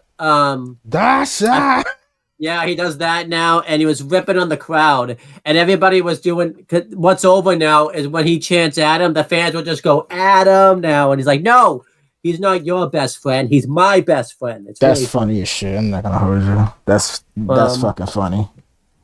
So yeah, this is good stuff. And then Daniel Garcia and 2.0 get interviewed. And Daniel Garcia talks about how a lot of men would be disappointed in themselves and really kicking themselves. They didn't get the job done when they first won the world title. But he's not going to be one of those guys. He's going to go after the toughest guy that he's wanted to face in AEW. And that person is Andrade El Idolo. He talks about how he has a lot of respect for him, and he wants to see what he can do against him. And then Ruby Soho and Saraya come up. And Saraya is not happy with Ruby Soho that she lost. She said that she needs to get focused. And Ruby Soho wants to know who sent the bouquet of flowers. And Cool Hand Ange reveals that it's implied that it was him because he said, well, whoever this person was told the person 10 a.m. the next day, not 10 p.m. Friday night. So the person screwed up and sent it doing Rampage by accident. And it looks like, that they're going to become a thing. And Magic Matt Menard has to pull Cool Hand Ange away at the same time Saraya does. And Magic Matt Menard and Saraya realize that they have a big problem. And what I loved about this the whole time is Daniel Garcia didn't want to deal with this, so he just walked away while this was going on. He just left. That was awesome. But yeah, I don't like this relationship storyline they're setting up with Cool Hand Ange and Ruby Soho. I hope it stays on Rampage, but it doesn't really benefit me because I watch Rampage. I mean, you could care less because you don't watch Rampage, so you're not going to see this storyline. So I'm the most unprofessional, fucking professional in this damn show right now. That's crazy. But then the Kingdom and Roderick Strong get interviewed. They talk about how every week they're going to make examples out of people that make fun of the career and legacy that Roderick Strong's left behind. And then Darius Martin and Action Andretti come up and they remind the Kingdom that the last time they faced off, they beat the Kingdom. And they said they'd be more than happy to do it again. And Roderick Strong, now he did a thing where he yelled Darius, which was awesome. Darius. And he says that he's going to be, Roderick Strong's first victim tomorrow night on Collision. And then they wheel Roderick Strong away. And Darius and Action Andretti are speechless. And Lex Luger's just like, I don't even think it's clear to wrestle because he's still in a wheelchair at this point. So, this was great stuff. I really like this a lot. Then we had the main event. It was FTR versus Commander and El Hijo del Vikingo with Alex Appahanti's ringside. This match was awesome. Really great stuff here. FTR do win with the Shatter Machine on Commander, but both teams looked really strong here. Vikingo looked really good here. This was the first. I mean, I know he's wrestled since then, but you know, I didn't mention that last time because I forgot. This is like the first couple of times he's been back. Didn't he have like an injury lately? Like he's had a lot of injuries. Like he fainted, I think, once during after his matches because he just goes so extreme. I didn't think I don't think he injured his ankle, but I think he like twisted his ankle. So like, really don't know at all. Yeah, but the dude just goes hardcore, and you gotta respect him for that. So man needs to chill, bro. And he's not old either. He's like in his 20s. So young. He has a whole life waiting for him. He needs to just slow down a bit, bro. Yeah. I don't know. Maybe he's trying to take Nathan Fraser's song advice. Never slow down. Jesus fucking Christ! What a lying ass song that shit was, bro. But anyhow, I like this main event here. Overall, I thought this was a good episode of Rampage. I'll give it like a B-. I thought the Roderick Strong stuff was good. I liked Ricky Starks versus Preston. I liked the main event. The only thing I really didn't care for on the show was everything they did with the Ruby Soho stuff. I could have cared less about that. So you know, it's just not worth talking about. So next we have Collision from this past Saturday, November 11th. I mean, as you know, Saturday night, so I like to fight. No, so it's you know, not.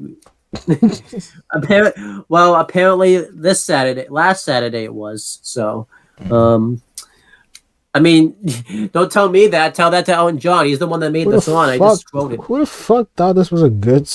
Like, yes, it's a good song and all, but the way, like, the graphic for. I'm a huge graphic nerd for real, but like the thing is,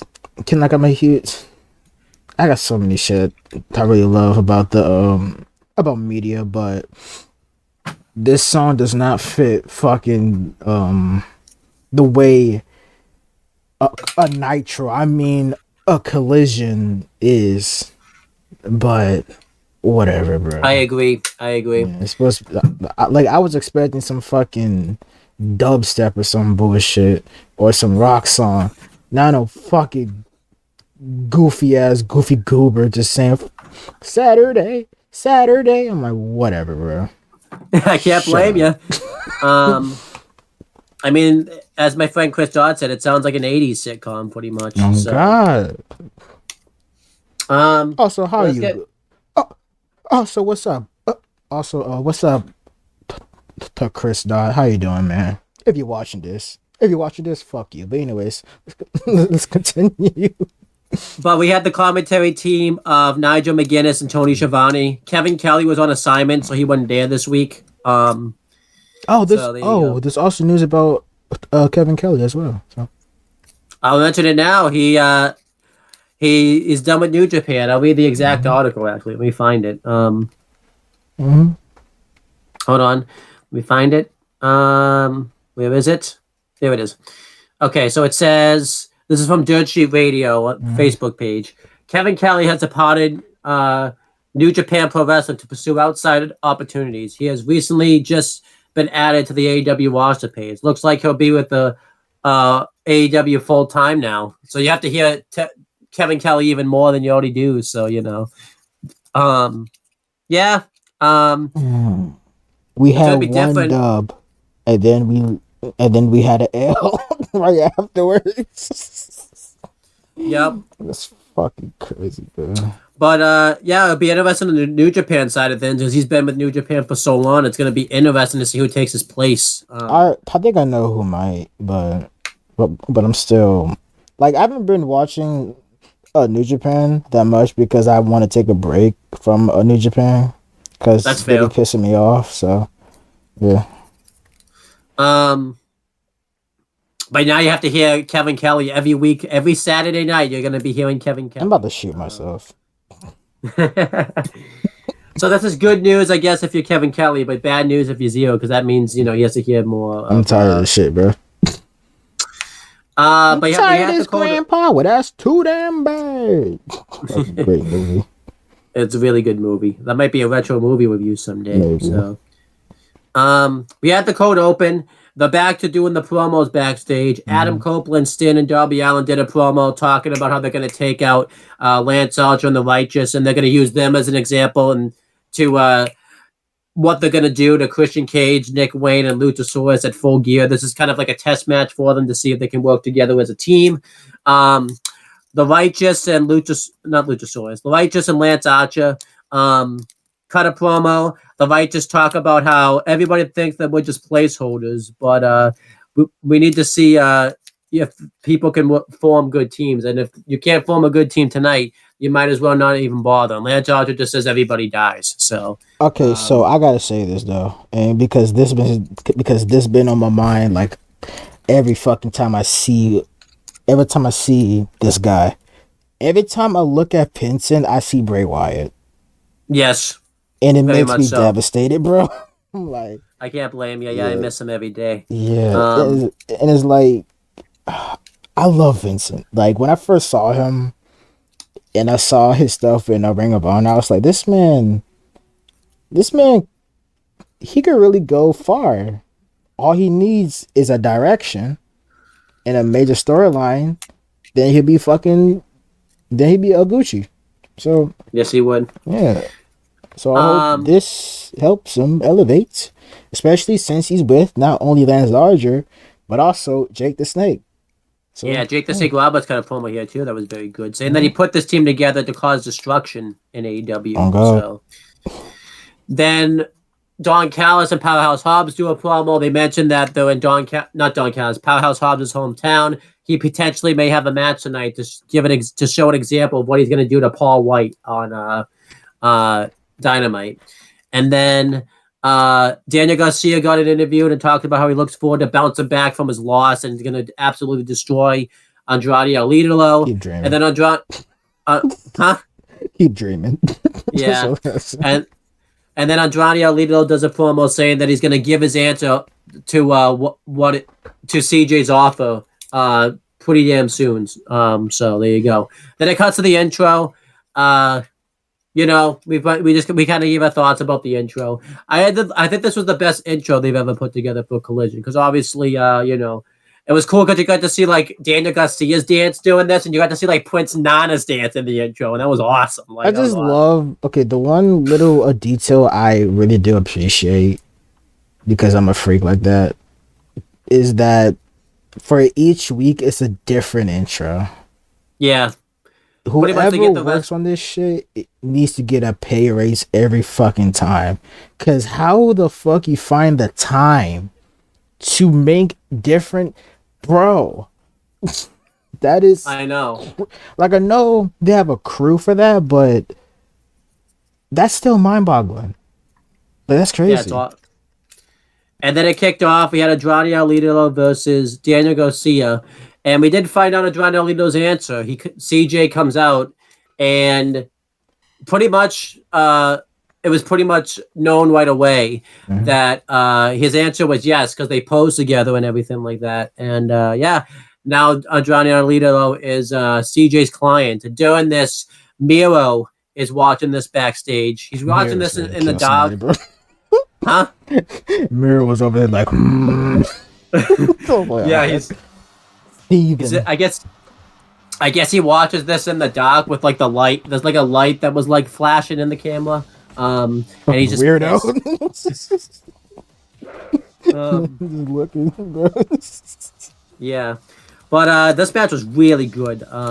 Andrade dominates a good portion of it. He does this good thing where like he stands and doing the tranquilo pose in the corner. And typically how the spot goes is the wrestler will fall forward and charge at the opponent. But that's not what happens this time. Daniel Garcia thinks he could just do his dance. But this ends up being a disservice because Andrade El Idolo attacks him from behind and throws him on the outside. And eventually Garcia is able to get some momentum. He dominates Andrade El Idolo. He works over his leg. He locks him in a half Boston crab, but Andrade El Idolo gets to the ropes.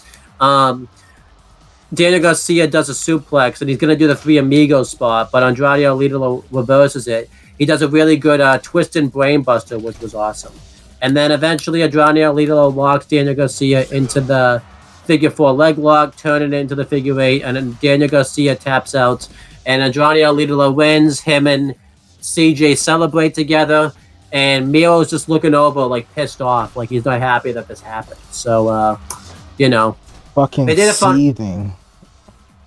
They did a funny bit in the match, too, where Daniel Garcia went up to CJ. He did his dance in her face, and then when she turned around, she did his dance. It wasn't very good, but it was funny. What do you think of this match? Okay, so before the match started, during Daniel Garcia's entrance, right? Yeah. I never saw a on-beat great timing than Daniel Garcia. Right after his boys left, he did the dance, and like it was on beat too, and that popped me huge. Like I was like, yeah. My man was on beat. I was like, oh hell yeah, that shit crazy. We should mention too, when he did the dance, when they turned around, Magic Matt Menard was not happy that he was about to like, what the fuck are you doing? Like, hey man, he just vibing. But yeah, how'd you feel about this match? Really good match. I dig it a lot. How do you feel about Andrade Alito's decision and Miro's feelings about it and everything? Like Miro about to kill somebody. He really is. Because all the other guys CJ try to gets fucking murdered by fucking Miro. Poor Action Andrade, bro. I know. Ryan Nemeth got raped in that damn joint. he got raped in that damn room. So do you think Andrade Alito is going to suffer the same fate, or do you think he'll be able to? He might hold his back. Andrade is going to hold his own. I think so. Yeah. Do you think CJ is going to get any more clients, or do you think she's just going to stick with Andrade Alito? I mean, of course. Who do you think she'll try to get? Dan Garcia. Do you want Daniel Garcia to die? Like he can hold his own too. He can. Like he's not Action Andrade. He's not Ryan Nemeth. He's not Darius Martin. He's his own guy. He is. So yeah. He got his own. Next, Heyman and Page as a promo. Oh no, that's not next. It's actually Nick Wayne with Luchasaurus and Christian Cage ringside. Versus Dalton Castle with the boys ringside. Bullshit match, bro. Yeah, this match was fairly okay. Nigel McGuinness's commentary was very entertaining during this match. He was talking about how he mentioned a good line where like Nick Wayne's mom's been like emotionally and physically abusing him ever since he joined up with Christian Cage. And she says the reason she's so upset is because Christian Cage hasn't returned any of her phone calls, which was just awesome. And Tony Schiavone just at one point just gives up trying to argue with him. He's just like, whatever. I'm not even going to try to argue with him. Why would you try to argue in the first place, bro? Yeah, this match was relatively solid. Dalton Castle pretty much schools not Daniel Garcia, Nick Wayne with the amateur background and everything like that. But eventually Nick Wayne, he's able to hit him up back of the neck first on the top rope. He gets a little bit of heat in, but it doesn't last very long. And then eventually Luchasaurus gets up on the apron and the boys pull him off. And I knew the second I saw the boys come out and Luchasaurus come out, I'm like, yeah, Luchasaurus is going to murder these two, isn't he? And that's exactly what happens. He takes the boys and he choke slams them onto the floor. And then eventually Nick Wayne hits Wayne's World onto Dalton Castle. He gets the win. And afterwards, Nick Wayne and Christian Cage hug each other. And they're being very emotional. Oh, shit. What was that? That was... I was looking at what happened in NXT.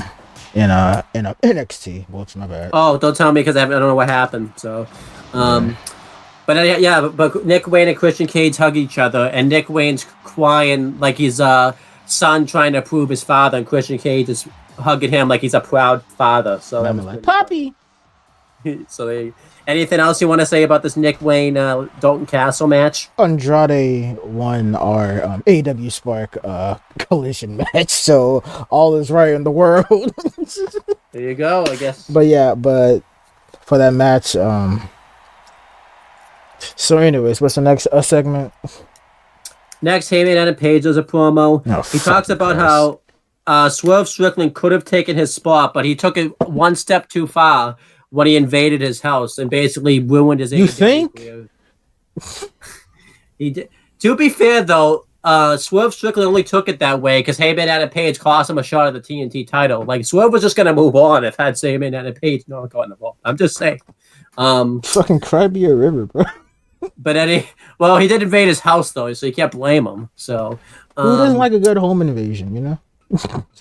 The person whose house gets invaded. That's not fucked up.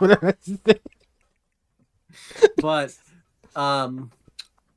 yeah, Heyman and Page says that the match at Full Gear is now a Texas death match, and he pretty much tells Swerve Strickland to enjoy his last few moments with his son and his wife, and just being in AEW because he's going to kill Swerve Strickland. And he says that every year, him and his son are going to visit his grave and piss on Swerve Strickland's grave. That's just out of pocket, bro.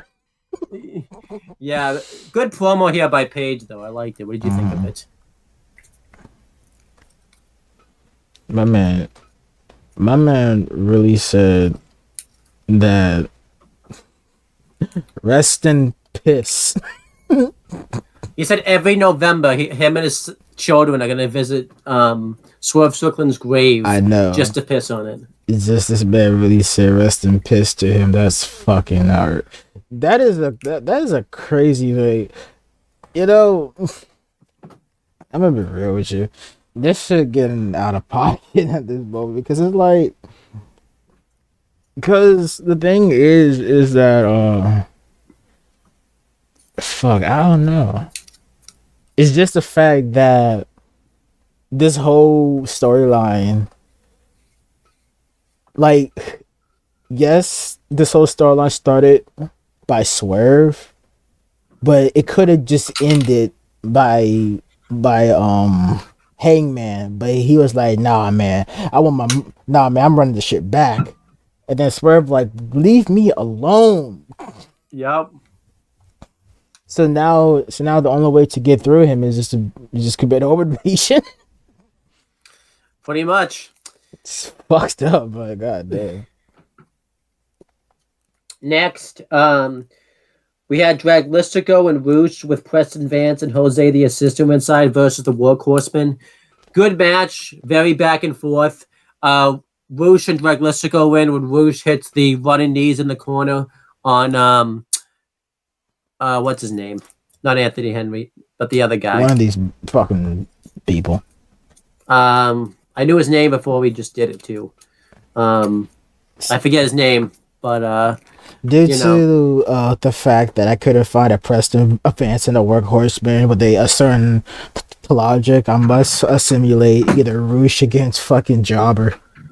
Okay, that's fair. Either a Jobber or maybe a apparently I got a policeman on my shit because cartel reasons. So there you go. But yeah, Roosh and Drag Listico win. Afterwards, the House of Black come on the screen, and Malachi Black and Brody Lee. I'm sorry, not Brody Lee. Brody.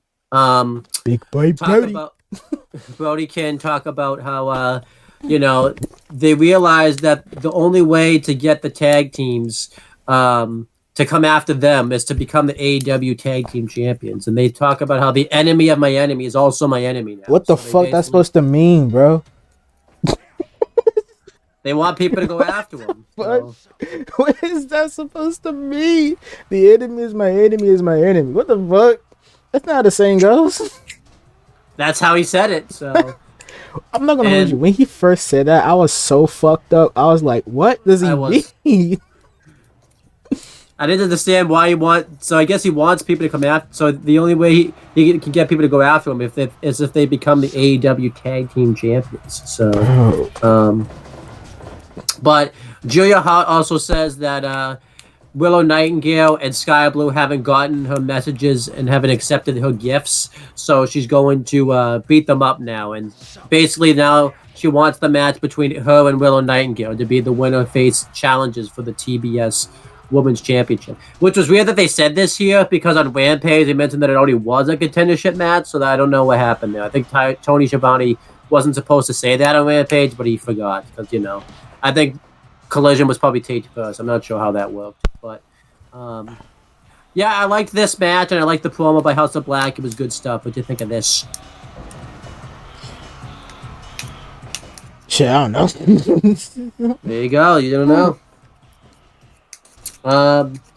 Next, Chris Statlander and Willow Nightingale get interviewed, and they talk about how they're looking forward to Willow Nightingale getting her hands on Julia Hart, but she said Chris Statlander said she doesn't know how to feel about the friendship with her and Sky Blue, and we also find out that there's going to be a triple threat match at Full Gear where Chris Statlander will defend the TBS Women's Championship, and whoever wins the Willow Nightingale Julia Hart match will advance to the triple threat match at Full Gear.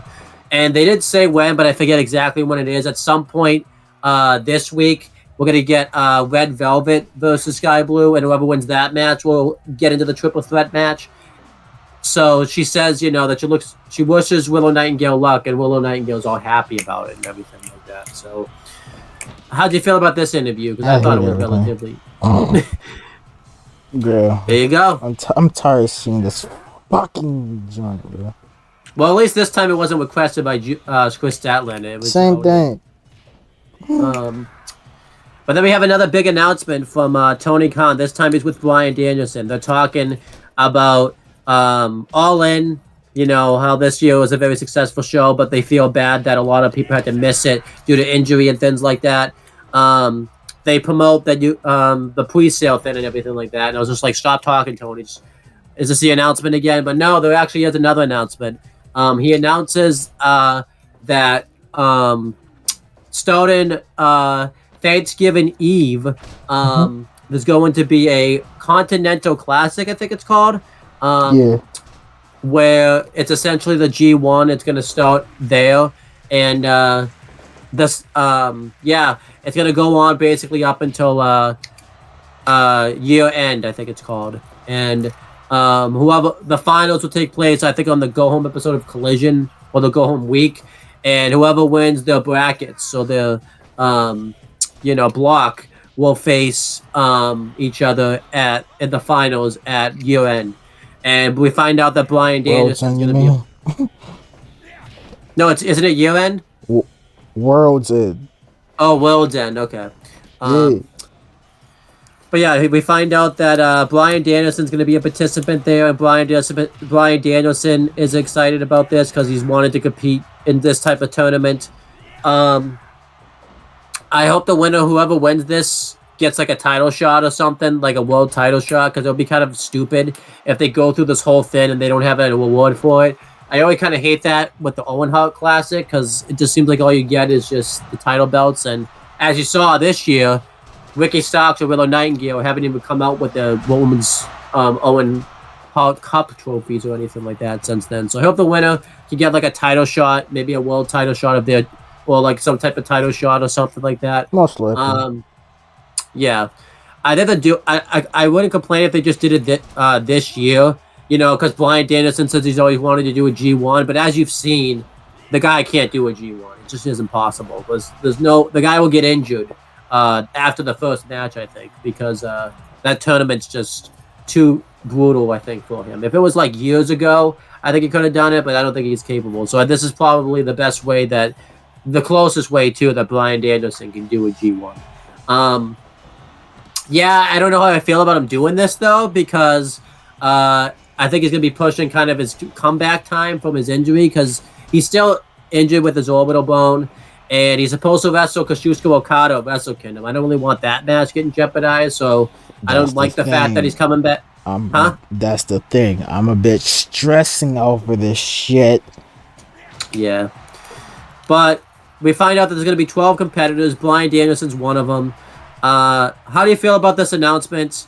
And who else do you think could be in the tournament and all that type? Well, I don't even... The Classic Continental, I don't know. I guess it's not a tournament, really. But You want me to how do you guess feel? who might be in it? Sure. So let me look at the AEW roster real quick, cause I got a few people in mind.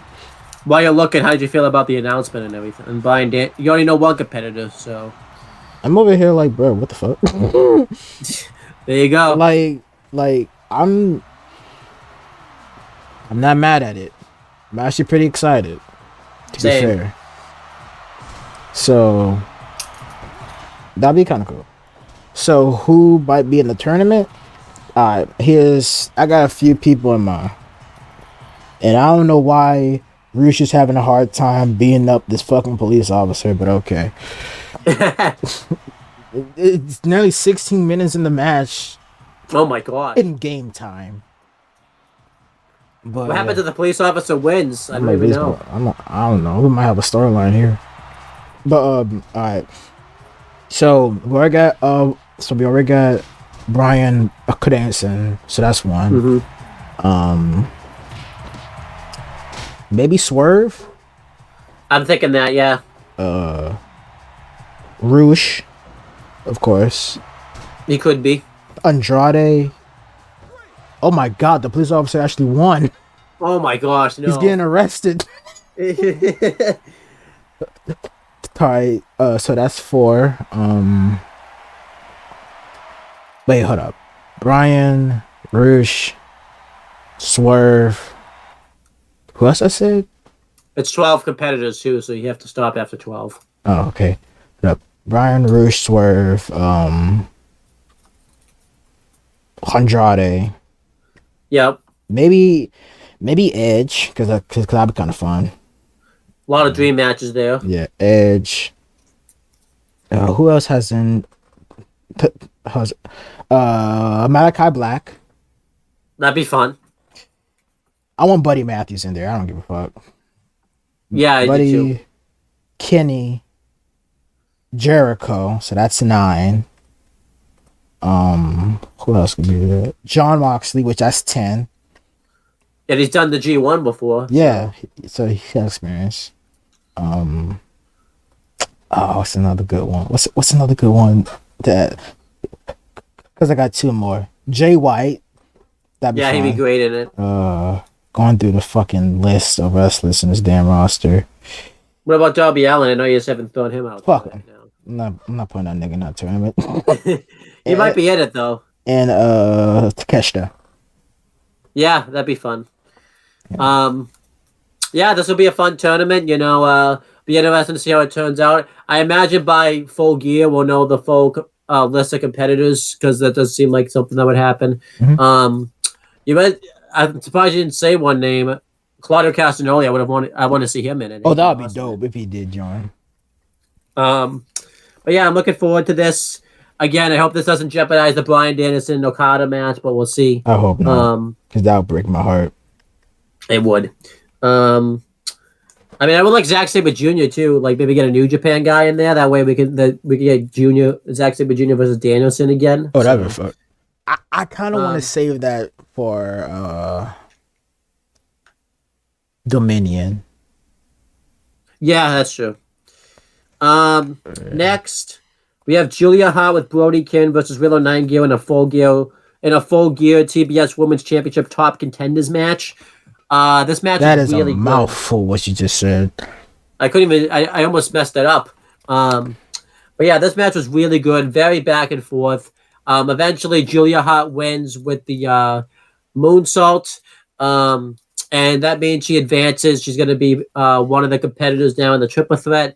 But overall, I like this match a lot. It was very brutal, and I just really enjoyed it. How would you feel about it?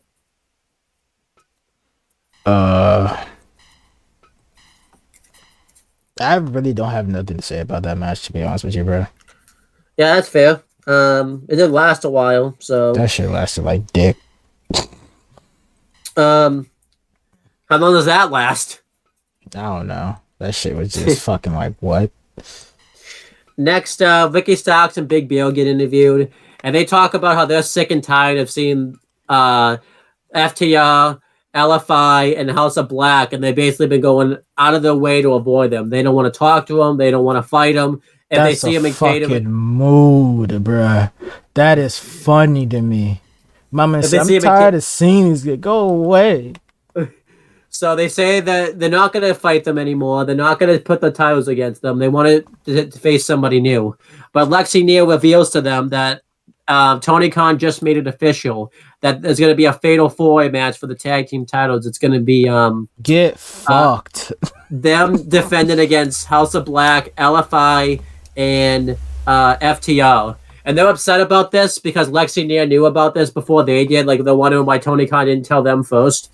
And they did throw a funny line in there because this was obviously a reference to the fact that Lexi Neal and Big Bill are engaged in real life. Vicky Starks tells Big Bill, when the cameras go off, you got to get this sorted out between you two, which was really funny. It was awesome.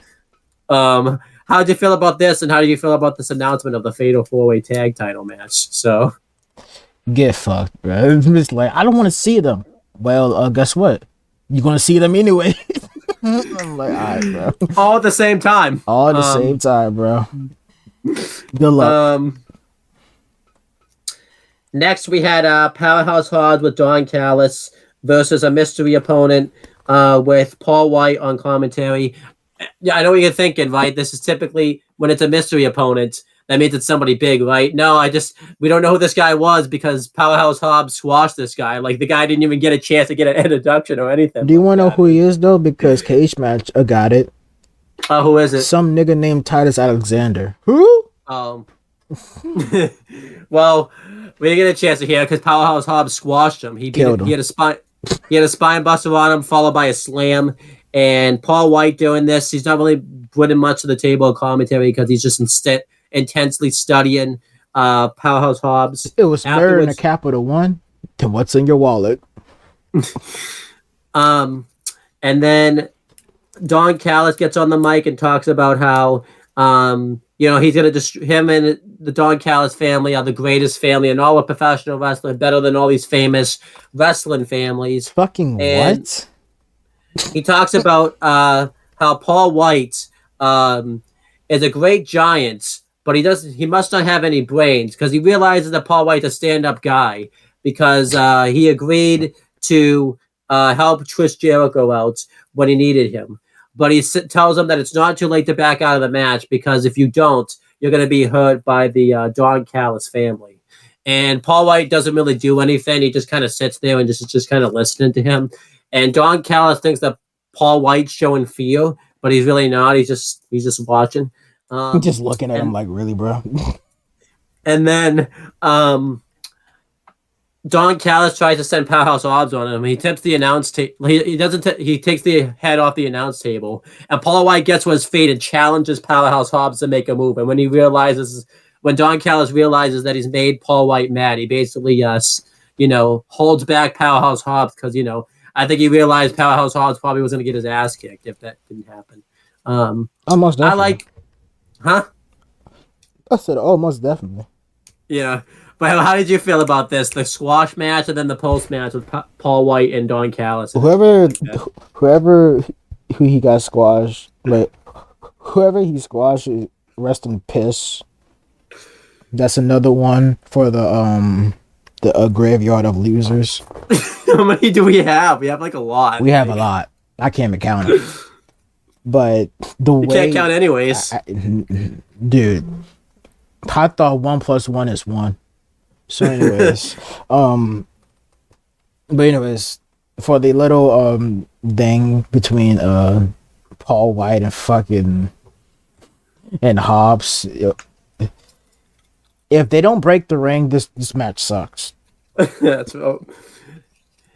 we'll see. We will see. Next, FTR get interviewed.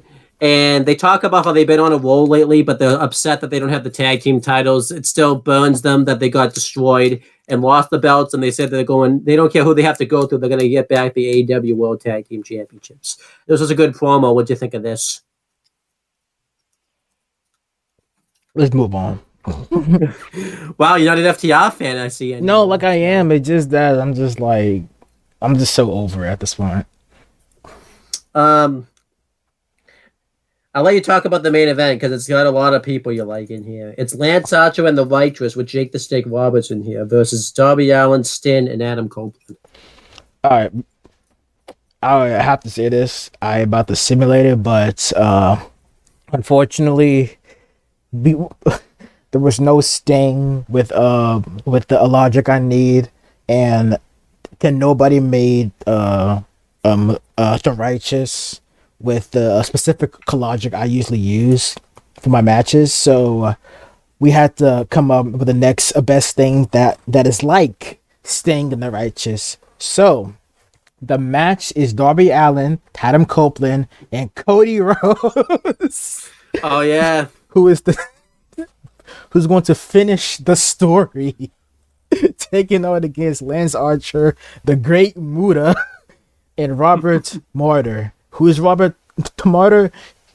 He's a indie guy that's actually pretty fucking dope as shit though. Like he faced off against Minoru Suzuki, so he does have street cred.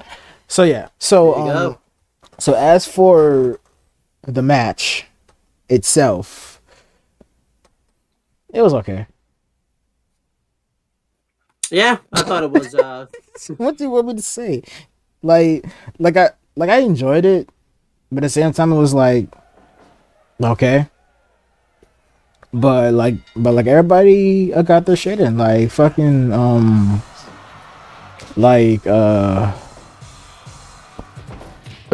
whoops. Like a Vincent still being creepy. Like always. Lance Archer fucking up shit. Fucking Dutch being Dutch like always.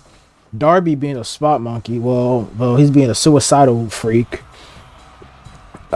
Sting just being Sting himself, and fucking Edge just going crazy. But the one thing I would say is that I kind of wish that I would say you could just let the faces like lose, but at the same time you kind of want to build up Edge a bit, which I do understand. Like I really understand that a lot. Definitely. Yeah. But yeah, I really like this match. I thought it was very back and forth. You know, it was cool to see them all do all the double team move. I wish they would have held off having Darby, Stan, and Adam Copeland team up until Full Gear. Yeah. I don't understand why they just gave it away on TV. Just because all the stuff they would have done, all the double team moves they did in this match, I think it would have really great. Like, because obviously Stan and Adam do the Scorpion Death Drop elbow drop combination. I thought that would have been cool to see that instead. On the pay-per-view, Darby Allin just looks beat up, Will. Like he his shoulder just looks messed up. Like, go home, dude. Take a break. He's fucked, bro. Like, this man is all jacked up in all sorts of sizes. Like, god damn, bro. Yeah, overall, I guess what I hated is that it just kind of feel like they put the Righteous and Lance Archer together just to lose to these guys, which isn't a bad thing, I guess. But I feel like they could do a lot with Lance Archer and the Righteous being together. But I feel like this was just a one-time thing. I don't really think they're going to do much with it anymore after this. So that sucks. I did think it was funny, though. Lance Archer doing his entrance just wasted a bunch of dudes. He just destroyed them. It was really funny. He's basically the Western, like, I know you don't really watch, like, New Japan, all that type of shit, but he's basically the Western Suzuki, because Suzuki used to bully the shit out of I've seen this. the young boys. I've seen this. Whenever he just sees a young boy, he just beats the shit out of it. It's the funniest thing. Poor young boys, bruh. They get bullied by by a murder grandpa. It's fucking crazy. But yeah, like Lance Archer just beating the shit out of anybody he sees, which is so funny to me. He's like, get out my way, bro. But yeah, I really like this. Afterwards, by the way, there was some good commentary work here by Nigel again, where like Tony Schiavone was mentioning that Adam Copeland had all this fire behind him, showing that he's new and rejuvenated. Now that he's going against Christian Cage, and Nigel Matos was like, "What a turncoat Adam Copeland is, turning his back on his best friend Christian Cage for years in this business." And then Tony Schiavone was just like, "Nigel, do you ever go back and watch Collision just to see what you're saying?" He's just like, "Of course I do. I'm a professional. I'm like you, Schiavone." Like, it was great. It was awesome. I love Nigel on commentary, bro. I love this man. Like, he is so fucking funny. Yeah. Oh God, bro. He tried to get one point. He tried to get Schiavone like, so. Because one of the members of the Workhorsemen was a bowler at one point. The best bowler. He's like, my man was like, is bowling really a sport? And Tony Schiavone just didn't want to respond. He's like, damn, I thought I could get you there. Like, he was trying to get Schiavone to mention if bowling was a real sport. Like, well, it wasn't a real sport. Like, it was awesome. Bro, I fucking love Nigel, bro. That man is a man. I want him to be permanent commentary, bro. He is so funny. I mean, he is for the most part. He does Collision full time. I know. So. I thought Collision was really good. I'm gonna give it a B. Yeah, just really good stuff. You know, really enjoyable. And what are your final thoughts on Collision?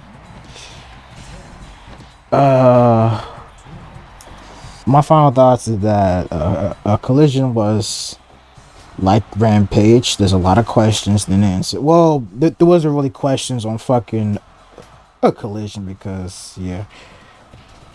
But overall, not bad episode. Could be better, like always. But we are like at the end of the we at the end of the road to yeah.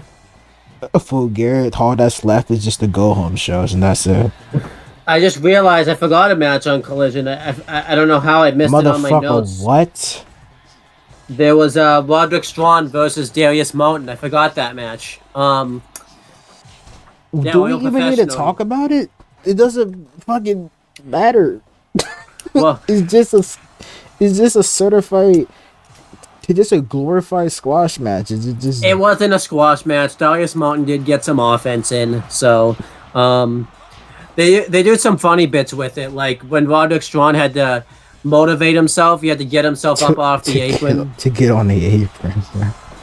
Yeah, but you know, Roderick Strong basically was fighting through adrenaline here through his injuries to get through this match. Allegedly. Eventually, huh? Allegedly. Yeah.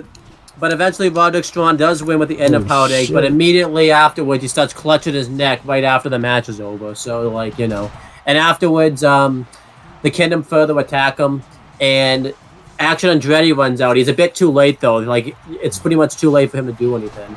Yeah. And the Kingdom escape, and they take off. They, like, run with Roderick Strong up the stage and everything like that. But what did you think of that match? Because I did forget to talk. I don't remember exactly when it happened, but I don't know how I missed it in my notes. It was stupid. But, I mean, it served its purpose, but it was just like whatever to me. There you go. Yeah, let's just go through what's going to be on this week. It's the go home week of, you know, Full Gear. We got a lot of stuff coming up this Wednesday, which is tonight when you're seeing this. We're going to have a TBS title eliminator match. It's going to be Red Velvet versus Sky Blue. The winner of this match will advance to the triple threat match, so that'll be good. We're also going to have the Young Bucks versus Penta El Zero Miedo and Commander.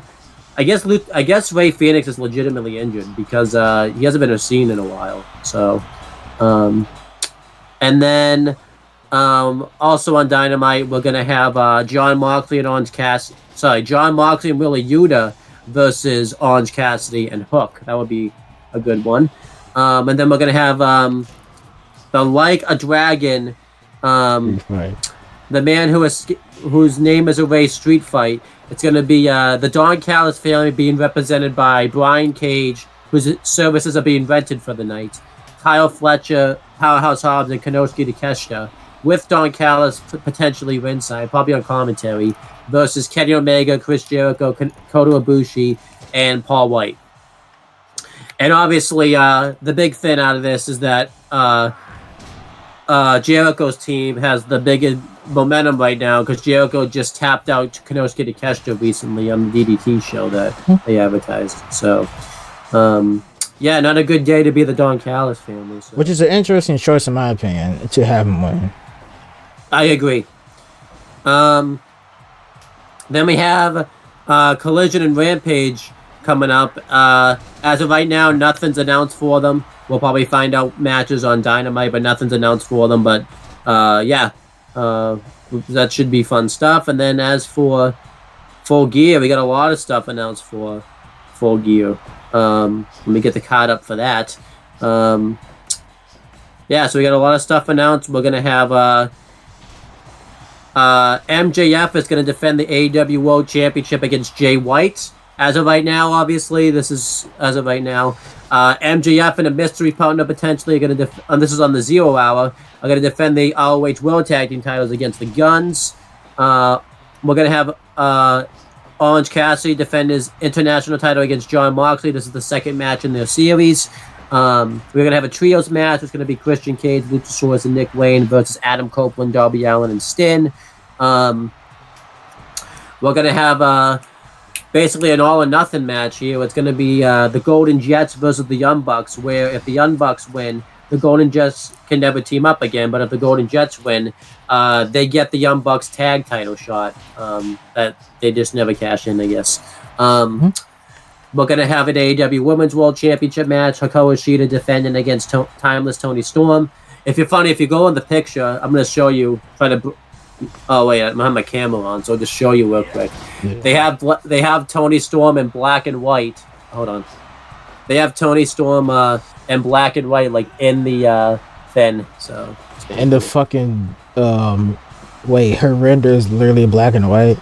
Yeah, it is, see? That's fucking funny. Hold up. Where you send it at? Oh, I just showed you on camera. So. Oh, I wasn't even looking. Oh, okay. I'll just send it to you real quick. Yeah. And then I'll continue breaking down the card for this stuff.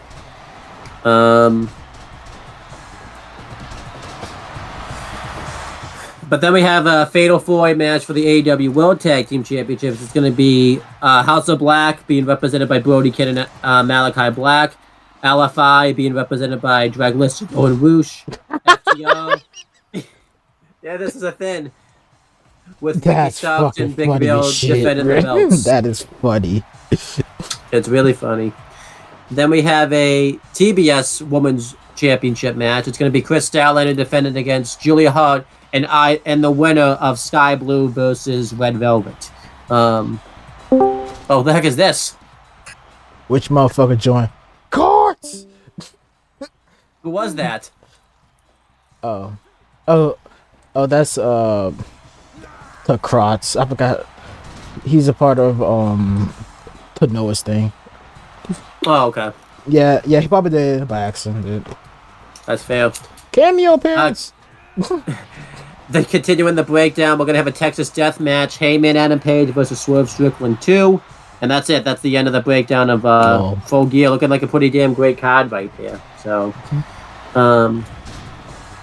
yeah, we got some news stuff to break down. Let's see. Let's get this started. Oh, here he is. Hello. Yo. Hello? Bruv. You there? Does he even know he's doing this? I don't know. Bruv. Yo. You're still in on call and everything like that. Hey. Funny thing is, I don't think the people... Bruv. You there?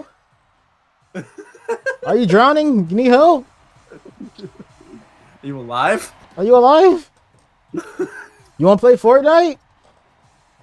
I need a new squad, anyways. Should we kick him off? Nah, man, I just want to know what the fuck he's doing. That's all. You can continue. Yeah, we have some news things. This is from Dirt Sheet Radio. There's this woman wrestler named Megan Bain has been under AEW contracts for months. Who? Fightful Select. Megan Bain. Who the fuck is that? I don't know. I don't know. It's somebody. I guess a lot of the fan base are complaining because they signed this person for months and they haven't used her yet. So there's a lot of complaints. But I couldn't tell you who this is. So. Bro. What the fuck? Why is Edge and Darby stomping out Robert, bro? They literally just stomped them out, and the match still going for like 30 minutes. That's insane. Fucking Christ. But anyhow, what do you have to say about like this person that they signed? I don't know who the fuck that is, but okay. I don't know what to say either. So it's a thing that happened. Though I want it. Yeah. What's up, bro? What's up, bro? We just doing a little recording. That's all we're doing. What you up to, bro? Well, okay. I think we're being trolled, Zero. That's fine by me because I've been doing the same thing to y'all. Yeah, that's fair. Now you know how it feels. That's fair. Nah, man, I just fucks with. Nah, I know how it feels, but I'm still gonna do it. But continuing, there's other stuff that's been going on news-wise in AEW. Mm-hmm. Let's see what else has been going on. The official start. This is from Dirt Sheet Radio again, by the way. The official English Stadium Twitter has responded to a report by Fightful stating Megan Bain had been signed by AEW, went to Stardom. No wrestler has ever been sent by AEW to come to Stardom, not once. So, like, I guess this is a big thing. They don't know what happened to this person. So, I don't know what to say because I don't even know who this person is. So, that's one thing I guess I'm trying to fucking wrap my head around a little bit. It's the fact that, alright, so the winner of the match is the baby.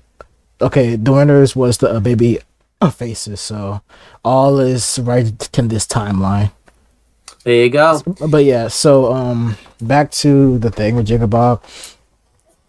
It's kind of funny to me. The only reason why I say that is because it's like I remember when it was supposed to be like fuck, I gotta think about this. So this reminds me of when there was supposed to be like a working relationship allegedly with AEW and Stardom. Right. Well, what happened is that that was just a rumor, and Stardom literally had to come out and basically say we never had this happen. And AEW never sent anybody to Stardom, so it's like whatever. But yeah, I'm not sure what's going on with this situation where they're mentioning like this person was signed, they just haven't used for months. I don't know what to make of it. I guess it's weird to sign someone if you're not going to use them. But no, I think with the Stardom joint, they was using her, but the thing is that like I think her contract was coming up or some shit like that, and she was just like, you know what, I'm dipping. I'll catch you later. But yeah, so I don't know. But yeah, I don't know what I'm about to do with her, but oh well. Yeah, we'll see what happens with Megan Bain, but you know, we might see her. You know, she could be an enhancement talent at some point, but you know, we'll have to wait and see. We have some sad news. Mark Briscoe has done an interview recently, and he kind of talked about what it's like traveling by himself now. And this is what he had to say.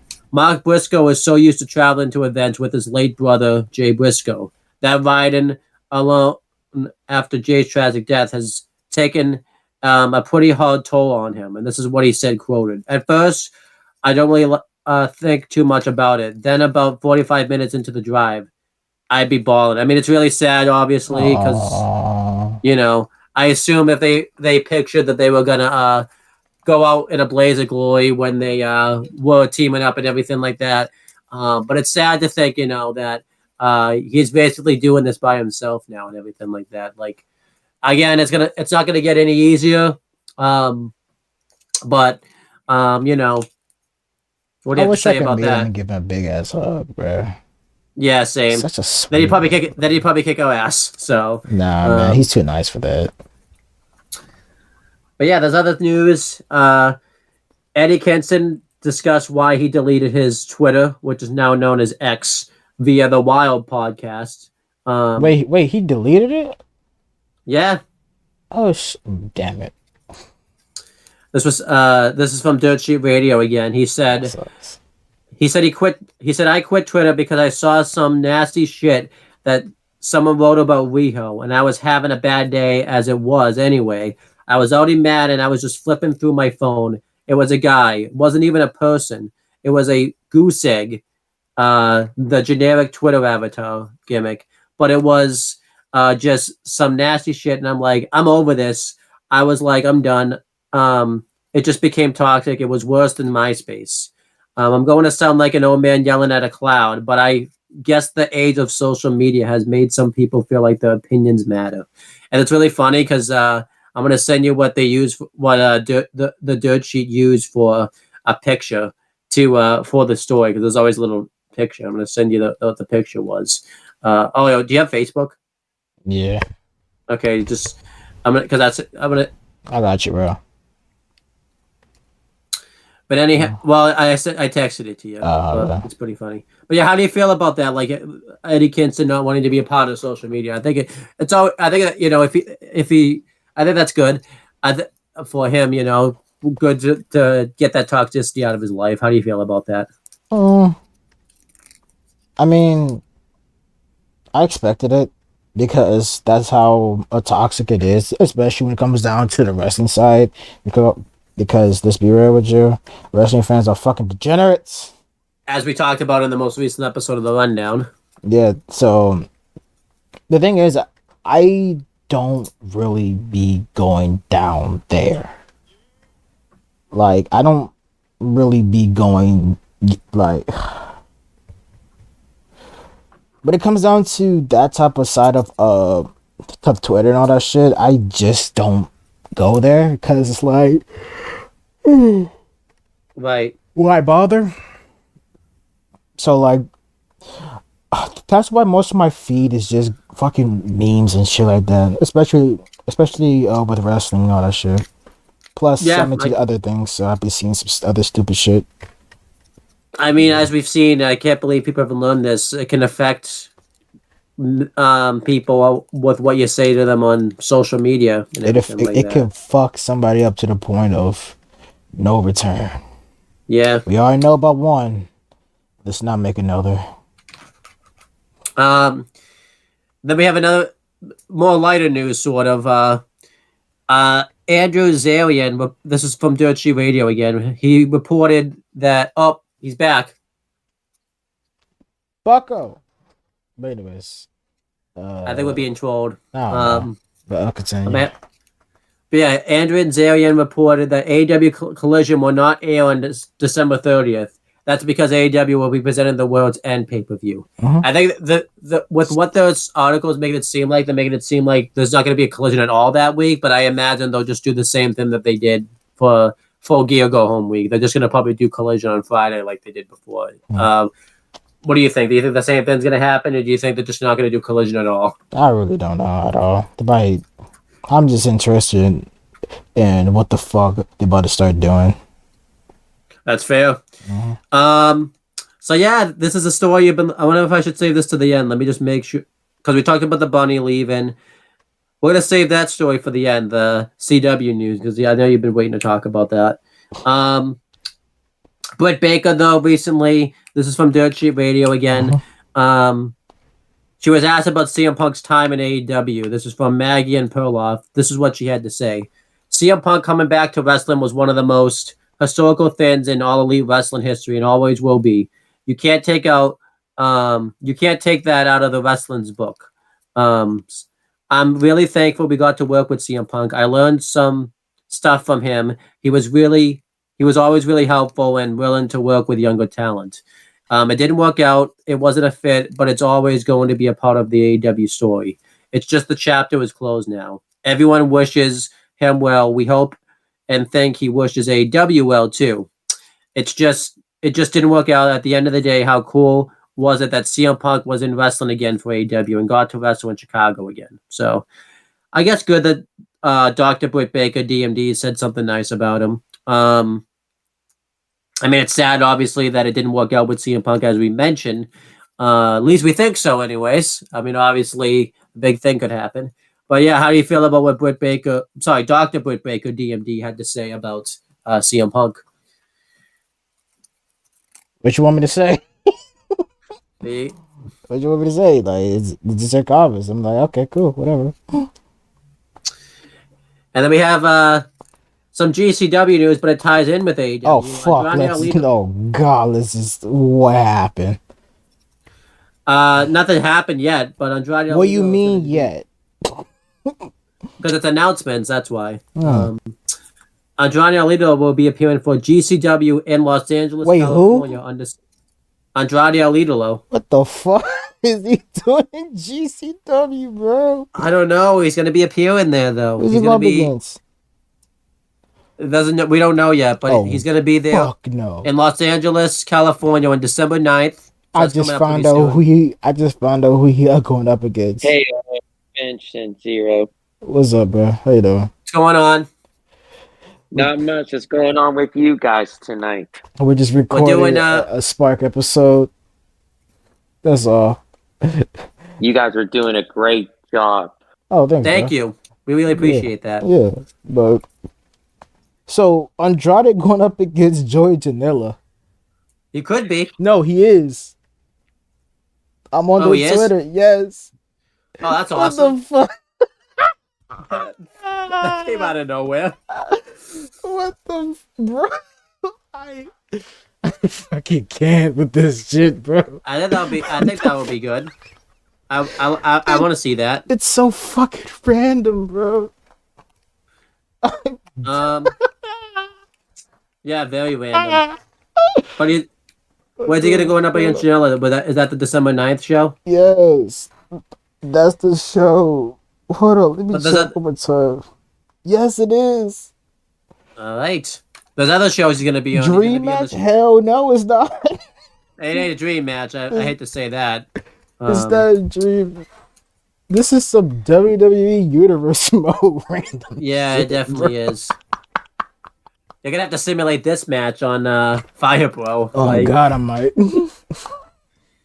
But yeah, there's other shows he's gonna be on. He's gonna be on the Chicago, Illinois show on January 12th and the Tampa, Florida show on January 26th. So, interesting though, he's gonna be at the Florida show. I'm just saying, the Royal Rumble is gonna be in Florida this year. We may see if his contract's up, we may see Andrade Alito in WWE. I'm just saying, man. Can you see Andrade back in WWE though? I don't know. I could see it. I think it's a little bit more or less likely. I think now that he's shown back up recently, he seems happier now than he was when he was there the first time around. Like, but he's not starting fights or anything like that backstage. He's not like trying to get fired or anything like that. So we'll have to wait and see. But yeah, I guess we know how you feel about Andrade Alito going to be showing up at GCW. You get a dream match, him versus Joey Janela, baby. So, bro, the match is categorized as a dream match, and I'm just like, no, the fuck it is, and this is just something random. Then again, I have mixed feelings about Joey Janela, to be honest with you. Like, he's a really good deathmatch wrestler. He's a fucking I agree. Chaos and motherfucker. I mean, he is good technically in the ring, though. I've seen him have some good technical matches with, like Kenny Omega, him and the one-on-one singles match. The way he sold that V-trigger was insane. He just legit Very much died every that thing. That shit was but other announcements, it's been announced recently that the Gates of Agony are going to be a part of the World Tag League, which is going to be pretty cool. So you're not going to see them on Dynamite. Yeah, they're going to be in the World Tag League for New Japan. So we're not going to see them for a while, pretty much. They're going to be in New Japan for a little bit. So that's dope as shit. Holy shit! Yeah, I hope they do well in the tournament. For real. Shit. Yeah, I hope they do good. And then some news about MJF. This is from Dirt Sheet Radio also. He revealed on X that along with starring in the film he is also executive producer of the Iron Claw, which is a wrestling movie that's Wait, coming who? out. So MJF is. He's a director? Yeah, it says here he wrote on. This is on his X. 27 years old, executive producer for an A24 movie and a masterpiece by Sean Durkin. Proud is an understatement. However, I don't have the time to celebrate. I'm a man on an island surrounded by the enemy, and November 18th will be my hardest obstacle yet. Let's go. Hashtag better than you. But yeah, he's going to be an executive producer for this movie. I think that's pretty cool. Do you know when the movie's coming out? I don't know. Matter of fact, December 22nd. In theaters everywhere, December 22nd. Oh, so well, there you go. There you go. It's crazy. Yeah, I think that's good for MJF though. Like no one that young in the business is ever like an executive producer really all that in many places. So good on MJF, you know. Other news, on November 12th, Chris Jericho filed to trademark the Jericho era. No word on what it will be used for yet. So we don't know what's gonna happen with that. So Do you think that could be like his retirement thing? Yeah, I don't know if he would retire because he could still go pretty well. Because what he turned 50. He's 53 now, right? He's an old man. That's all I know. Yeah, he might hang it up in a couple of years, but he has been saying that a lot lately. Like that's been one of his catchphrases on Dynamite recently. So that might be it might just be a catchphrase. Era. Yeah, so because I think he said that a lot, like in his early WWF days. So you know, he's 53. Yeah, so you don't got that much time left, to be fair. Yeah, I think maybe another couple of years or so, you would say, in the win. I still think he'll show up like maybe as like a manager, maybe obviously commentary because he's done that a little bit in AEW. So you know, but yeah, will be interesting to see what they do with that. And then Bret Hart's been a big supporter lately of CMFTR. There's a picture on his Instagram page wearing the T-shirt, and Dax Howard commented on it as well as CM Punk. Dax Howard said, "Greatest of all time, my hero, my friend, Bret the Hitman Hart. Times like these are where I can't believe this is real life." So let me correct myself. Dax Howard posted this, but it's Bret Hart wearing the T-shirt. So it's actually from Dax Howard social media. He says, "I made it, we made it," and he tagged Bret Hart, Cash Wheeler, and CM Punk. And CM Punk responded, "An endorsement I will always strive to uphold. Bret paved the way, and I'm proud to continue to follow in his footsteps. Best there is." So that's pretty cool that Bret Hart, you know, supported them. I'm really happy about that. So there's a funny post on X that says, if you've been at a job for a small number of years, but at a high level for a majority of it, you don't have to listen to dumb motherfuckers that talk down to you and say they know better because they've been at the job for a large number of years, but at a low level for a majority of it. Respect everyone, but don't listen, son. You ever. So that's cool. Who said that too? MJF did. What was that for? I'm not sure. He just clapped back at somebody. So it's interesting. There's some big news on AEW. This is from Dirt Sheet Radio. I'm getting it off of Fightful Select. Accessibly reports that AEW Chief Legal Officer Megan Parker has largely stepped back from her AEW duties over the last several months. While it's not confirmed if there's if there's been an official job title change or adjustment, Chris Peck has largely taken over many of these things that she would have been doing. So, yeah, I don't know if that's really changed anything when it came to AEW. Maybe she's also sick of dealing with legal officer stuff. I don't know if this is like what she dealt with the whole CM Punk getting into fights backstage. But, yeah. Got stressed and probably got gray hairs over that bullshit. I don't blame her. Like, it's outrageous to deal with. But this is a funny story you might find a little funny. This isn't the story you want to get to, but recently, I don't know if you know, but Stevie Richards, he was in ECW at one point and everything like that. He's been doing videos lately where he's been going through what went wrong and moves if someone's had an injury or something. So he did a video on what went wrong during the John Moxley versus Ray Phoenix match when John Moxley got injured. And recently he showed up on Rene Dupree's podcast and he revealed that he got contacted by AEW agents, allegedly said to him and got in what went wrong videos. And this is what he had to say. I'm not going to say who it was, but it was more than one. And there's not a ton of them who you can get. So you can guess. What they said to me was it was universally like the conversation was two men. Hey, call me. I want to talk and clear the air about this. I make the call. We talk. It was literally the first minute or two, pleasantries. And then I know we have to talk this out and see. Tell me where I was wrong where I was right. You were right in saying the blame is on the agents or producers. We try to sell these kids or we try to tell these kids to what to do and how to be safe. They don't listen. They can't be coached. And then they went on for 10 to 20 minutes telling me how I had no idea how right I was with the video. They're collecting checks and who can blame them? For everybody out there, I don't want AEW to go out of business. I don't care about Tony Khan or his dad that have money. I care about the people who have paid their dues and are producers.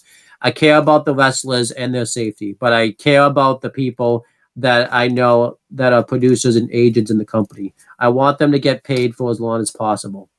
So yeah, that's kind of it. You know, it kind of sucks that, you know, I think we've mentioned this before. Like, I think there definitely needs to be a safer way sometimes for AEW to do their matches. Because as we saw, it's affected not just the booking, but, you know, John Moxley legitimately got concussed.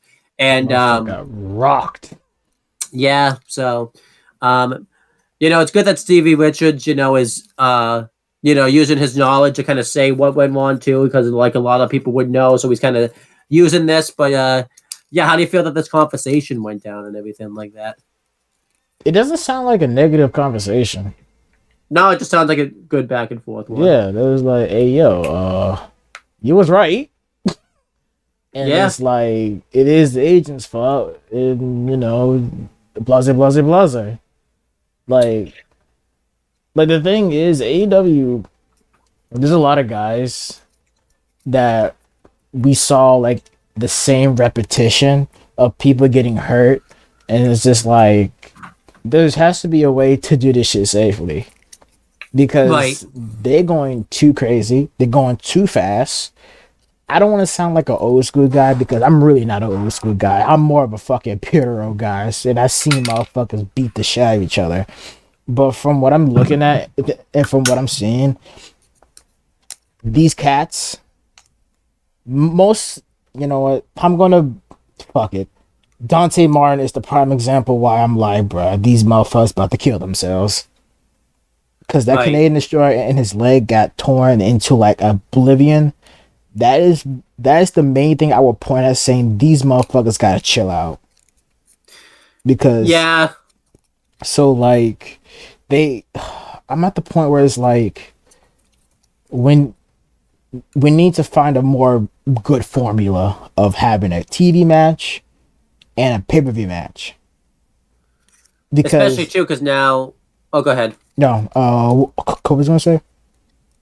Especially too, because now they're doing more pay-per-views and more pay-per-view now and stuff. And, you know, there's been pay-per-views now where Tony Khan hasn't had his talent because of how reckless everything is nowadays. Like, on the biggest show that he had, he didn't have two of the hometown people like Pac and Jamie Hayter due to injuries who would have loved to have been on that show. Yeah. And also Penta El Misero because of like travel issues. Yeah.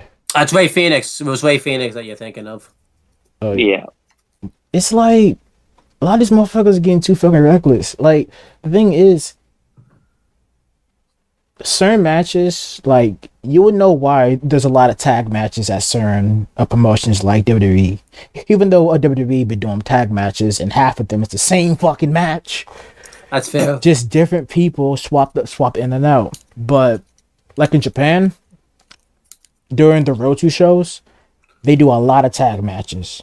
And, They do. And as you see, they don't go too crazy with it because they know at the big events, that's when they could go crazy. That's when they could show 100% of their power. But in AEW, a lot of these motherfuckers want to go 0 to 100 in a TV match, knowing that if they go too much at a match that doesn't even matter, they're gonna fuck each other up. They're gonna literally just ruin their bodies. So when it comes to the pay-per-view, they already beat up.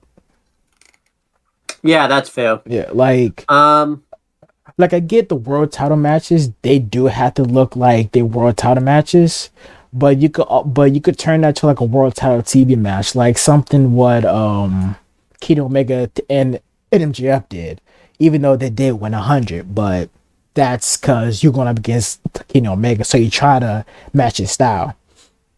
But stuff like him against Daniel Garcia or that one match he had against Ethan Page, those are good world title TV matches, and that's the type of matches that they should be having if it's going to be a title match. If it's not a title match, they should be going at least 50%, if not 75, but not 100. You don't do no crazy ass spots like fucking 3 Canadian destroyers in a row or some bullshit like that. You don't have to do a goddamn triple kaboom saw through a damn table, because you're gonna fuck yourself up. And some of these matches they be being reckless, are the reasons why we can't have good things. We can't have good things like Bryan Danielson in the match that he's supposed to be in. We can't, because like he's injured now for the rest of the year, pretty much. So. Yes, but he's doing a fucking AEW G1. No, right? Fuck. I don't want him damaged again, because we already was robbed one match with him and Saber. We was robbed that one time, and then we got the him against Okada, to him gets a Saber. I don't want to get robbed at Wrestle Kingdom, bro. Me either. So yeah, that's definitely a good conversation. Hey guys, I just wanted to chime in here. I have to get off. I have to get up for work tomorrow. Just want to talk to you guys and have a good night. Bye-bye. Yeah, you too. You're more than welcome to come on anytime you want. So yeah. Thank you so much. All right, bro. See you later. Yeah. Yeah, a couple more things. CJ Perry was on the Click podcast recently, and she talked about how different AEW is from WWE. Well, I think it's just an alternative show. You know, it would be like comparing an ABC medical show to a CBS medical show. It's a different network. It's a different genre, and every network has like a little bit different styles. Different style shows. You know. Different style nose, you know. Everybody's got a different nose. Holy shit. CW versus HBO and Nickelodeon versus Disney, and so I think, just like an alternative show, I think in my opinion, it's more sports driven, while WWE is a little bit more soap opera driven. You know, where we resolve our conflict in the ring. That's yeah. fair. You'll have the title matches. It's just a lot more entertainment, emphasis on entertainment versus professional wrestling here. You know, we get the same professional wrestlers here, while over there they are superstars, and it's awesome. I get excited because I feel like if you're ready to put your entrepreneur hat on and grab that diamond ring, you know, forget the brass ring, that diamond ring, you're gonna grab the dynamite ring. If you're ready to do it all, if you're ready to do it all and really work your butt off, I think the sky's the limit over here at AEW. So yeah, it's kind of good, you know. Oh, there's more. I always like to compare professional wrestling to just normal scripted television or even reality television, and the more options, the better. It makes everyone better. It makes the writers better, production better, talent better, and so it's really an exciting time. I think the most important thing, in my opinion, in both shows is the story. It doesn't matter if one you have weddings and it's like over on the other side, or you have more matches driven over here. It still has to be story driven. We see that on TikTok.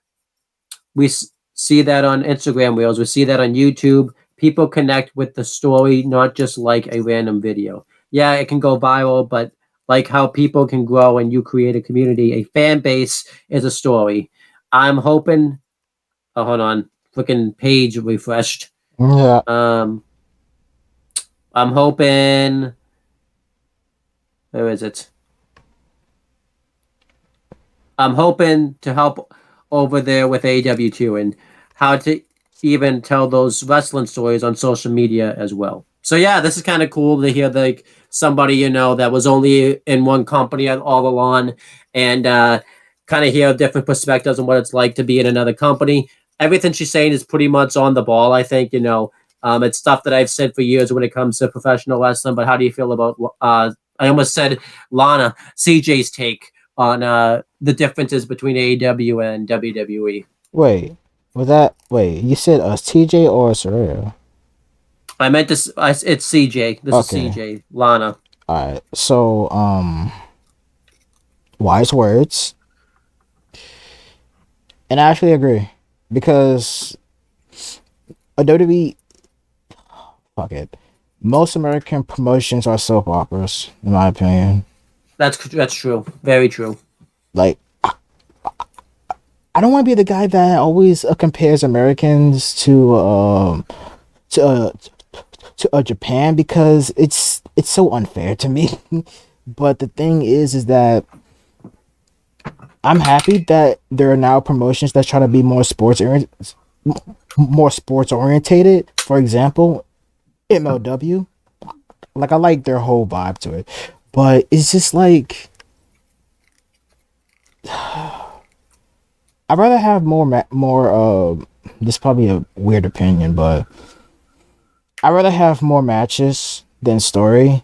But I'd rather have a balance between the matches and stories because the story is what captivates the audience than the matches. You could have a matches with no story that'd be an absolute fucking banger, and then build off of it. Or you could have like matches that are just like story oriented but also have a bigger meaning. For example, here's a match that's more story than like a actual perfect match. Roman Reigns against Sami Zayn. Yep. And the Bloodline against the Usos. Those ain't perfect, wonderful matches. Those are more story matches that makes you feel. Because yes, you get your soap opera with the Bloodline stuff, but the matches makes you feel. Like the whole Sami and Roman match, it's not a technical masterpiece, but it's a story masterpiece. Because it makes you actually feel like this is something. This is what it came down to. From months of being abused. From months of being like rejected by the Bloodline and then take in and being like all this and that, to now finally to realize that this dude is a manipulator, and he's tried to manipulate me to hurting the one guy I call a best friend. So I have to turn on him because he's not my leader. He's just a manipulator. So I'm going to fight him, and I'm going to do my best. I know I'm not going to win, but I believe in myself. And that's what the whole match was. Him believing in himself and shit. But yeah. That's just my sense. So I definitely think you could have a balance. Obviously, I like, story-driven stuff that leads to the matches, because there's times where there's matches that are really good, but there's no story behind them. Yeah. Like a lot of the women's matches in AEW, I would say, are like that. So, Since we're talking about stories and stuff, Cody recently revealed what his direction was had he had stayed in AEW. During an interview with comicbook.com, Cody Rhodes talked about the offer that was made for him to stay in AEW instead of making a return to WWE. He was going to wrestle Sting. I don't think I've ever shared that with anybody, and nothing was on paper or anything like that. But I can say I got a tremendous offer from AEW creatively, financially, the full package. You won't hear me say anything bad about AEW or Tony Khan or my time there. It was a tremendous offer, but the offer wasn't right for me. But I wanted to get back to what was the first goal that I ever had, winning the WWE Championship. But yeah, that probably would have been the end game. That's what had been discussed, was to get one match with one of my heroes, Sting. And he mentions why I think it didn't happen. And it was one of those things, you can wrestle one of your heroes or you can work with one of your heroes and he can be the head of creative, Paul Levesque. You can't have it all. And I think one thing I do pride myself on as a wrestler is what I will make a decision. It might be a left turn. It might be exactly where you think I'm going, but I will make a decision. I will not get stuck because I felt like I've been stuck early in my career and never want to be that way again. So that is interesting, to hear that was on the table, that he could have wrestled Sting. I think we're going to have different opinions, but I think Cody made the right decision. I just think his run in AEW just felt like it really wasn't going anywhere anymore. And I don't think, I've mentioned this on WWE Aftershock. Cody's doing the exact same thing pretty much that he was doing in AEW. Yeah. And it's working. It clicks more in WWE than I think it does in AEW. Yeah. And then, it'd be interesting to see like what wrestling kind of would look like right now. Mainly WWE and AEW had Cody stayed with AEW, but I think Cody made the right decision. But yeah, how do you feel about this? That this would have been on the table for Cody had he stayed with AEW. Do you think he made the right decision, or do you think he made the wrong decision? I really don't care about that nigga at times, bro. Only reason why is because it's just like whatever, man.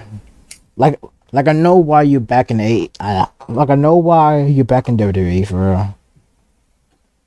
But whatever, bro. Can you say that again? You cut out a little bit. Okay, so what I say is that I know why you're back in WWE, but it's just like whatever, bro. Like I know why you're back. It's just I feel like if you would have stayed, it would have just been the same thing, but you're in a different audience. Now that you're in a totally different audience that actually clicks with you, I'd rather stay there than anything. That's fair. Mm-hmm. Couple more things. First, Mercedes Moné gave an update on... How many fucking news are there? 2 more. Jesus Christ, what is going on with the wrestling world, bro? AEW had a busy week. Fuck.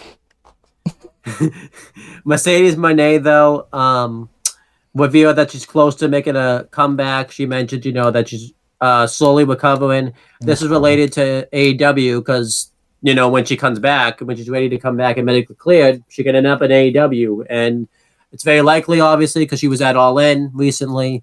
But, she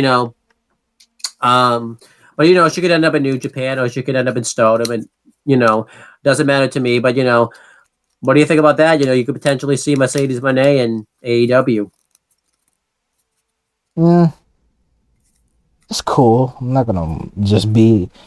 Like, I'm not gonna bullshit you and say I'm excited. I can't wait. Nah, it's cool and all. I'm just like, I'm just waiting. And it looks like 2 more news things actually. Ric Flair's next appearance is being advertised for AEW Collision July 6, 2024 because it's going to be in Charlotte, North Carolina, and obviously that's his hometown. Rick, go home. Well, he is home. Charlotte, North Carolina is his home. So I like you and all, but fucking Christ, just be an old man, please. I was gonna have you give your take on that, but you just said it all right there. So that's the greatest reaction I think I've ever heard. Anyway, just go be an old man, bro. Fuck off. You did enough. So there's one last thing, and you've been waiting to talk about this. That's why I saved it to the end. So Tony Khan was recently offered by the CW network executive to have ROH content air on CW network. Please. Now, as you guys know, NWA had this offer, but Zero, why don't you mention what happened with the NWA? This nigga did the most dumbest shit I've ever seen in my fucking life. This shit, and I had to look it up. My fucking god, bro. Okay, so what happened is that during their pay-per-view, there was a segment that involves crack. I think it's cocaine, actually. Same thing. Crack cocaine. It was with James Mitchell, the Sinister Minister. This nigga, I don't know who thought this was a good idea or was it smart, because you about to potentially have a fucking TV deal and then you fucked it up. The segment was basically everybody getting wasted, everybody getting fucked up. And then Father James Mitchell decided to pull out a bag of cocaine, crack, whatever the fuck you want to call it, on pay-per-view. Now, I get it. It's pay-per-view. But do you not think that you're advertising your pay-per-view into another cable station, bro? And you just decided to pull out a fucking bag of cocaine? Are you fucking kidding me? Are you mad? What the fuck? That is so stupid. You had it. You have the world in your hands, and then you drop the ball. Big time. You was about to catch a touchdown, and then it just pop out your hands. Bro, this nigga is... I never been so fucking furious at a damn promoter in my life than that shit. It's so bad, by the way. Like, a lot of people are so disappointed with Billy Corgan for doing this that they're thinking about... A lot of the talent's thinking about leaving the company now. That's how bad it is. Like... But this ties shit in like this makes me happy that Brian Pillman Jr. just fucking in WWE. Yeah. Him and his stupid ass beard, bro. I can't stand that nigga's beard. That shit look ugly as a that shit looks fake. But yeah, there's a reason it ties into AEW, because Tony Khan was approached. I'm not going to talk about this too much because I talked about this on Aftershock, but I want you to talk about it because it's AEW Spark News. He was approached to have ROH air on the CW network, but he refused the offer. He says, "What?" I'll read you the article word for word. House of Wrestling reports that a high-level CW executive approached Tony Khan at the LA Forum in June 2022 about bringing Ring of Honor content to the CW network. They are unsure if this was before talks between the CW and the NWA or WWE NXT were underway. Khan reportedly did not pursue talks with the CW as he refused to seriously entertain new deals for ROH until AEW TV rights are in play, which will be in 2024. Khan feels that by waiting, he will have more options and leverage in the marketplace. So, what do you want to say about that? I'm not even going to talk about this shit anymore because that's just really pissed me off. I'm done. Let's just end this fucking episode already. Alright. Two dumb niggas in this fucking... This is... Bro, you know what? Ring of Honor needs a TV deal. Just take the fucking shit, bro. Take the bag.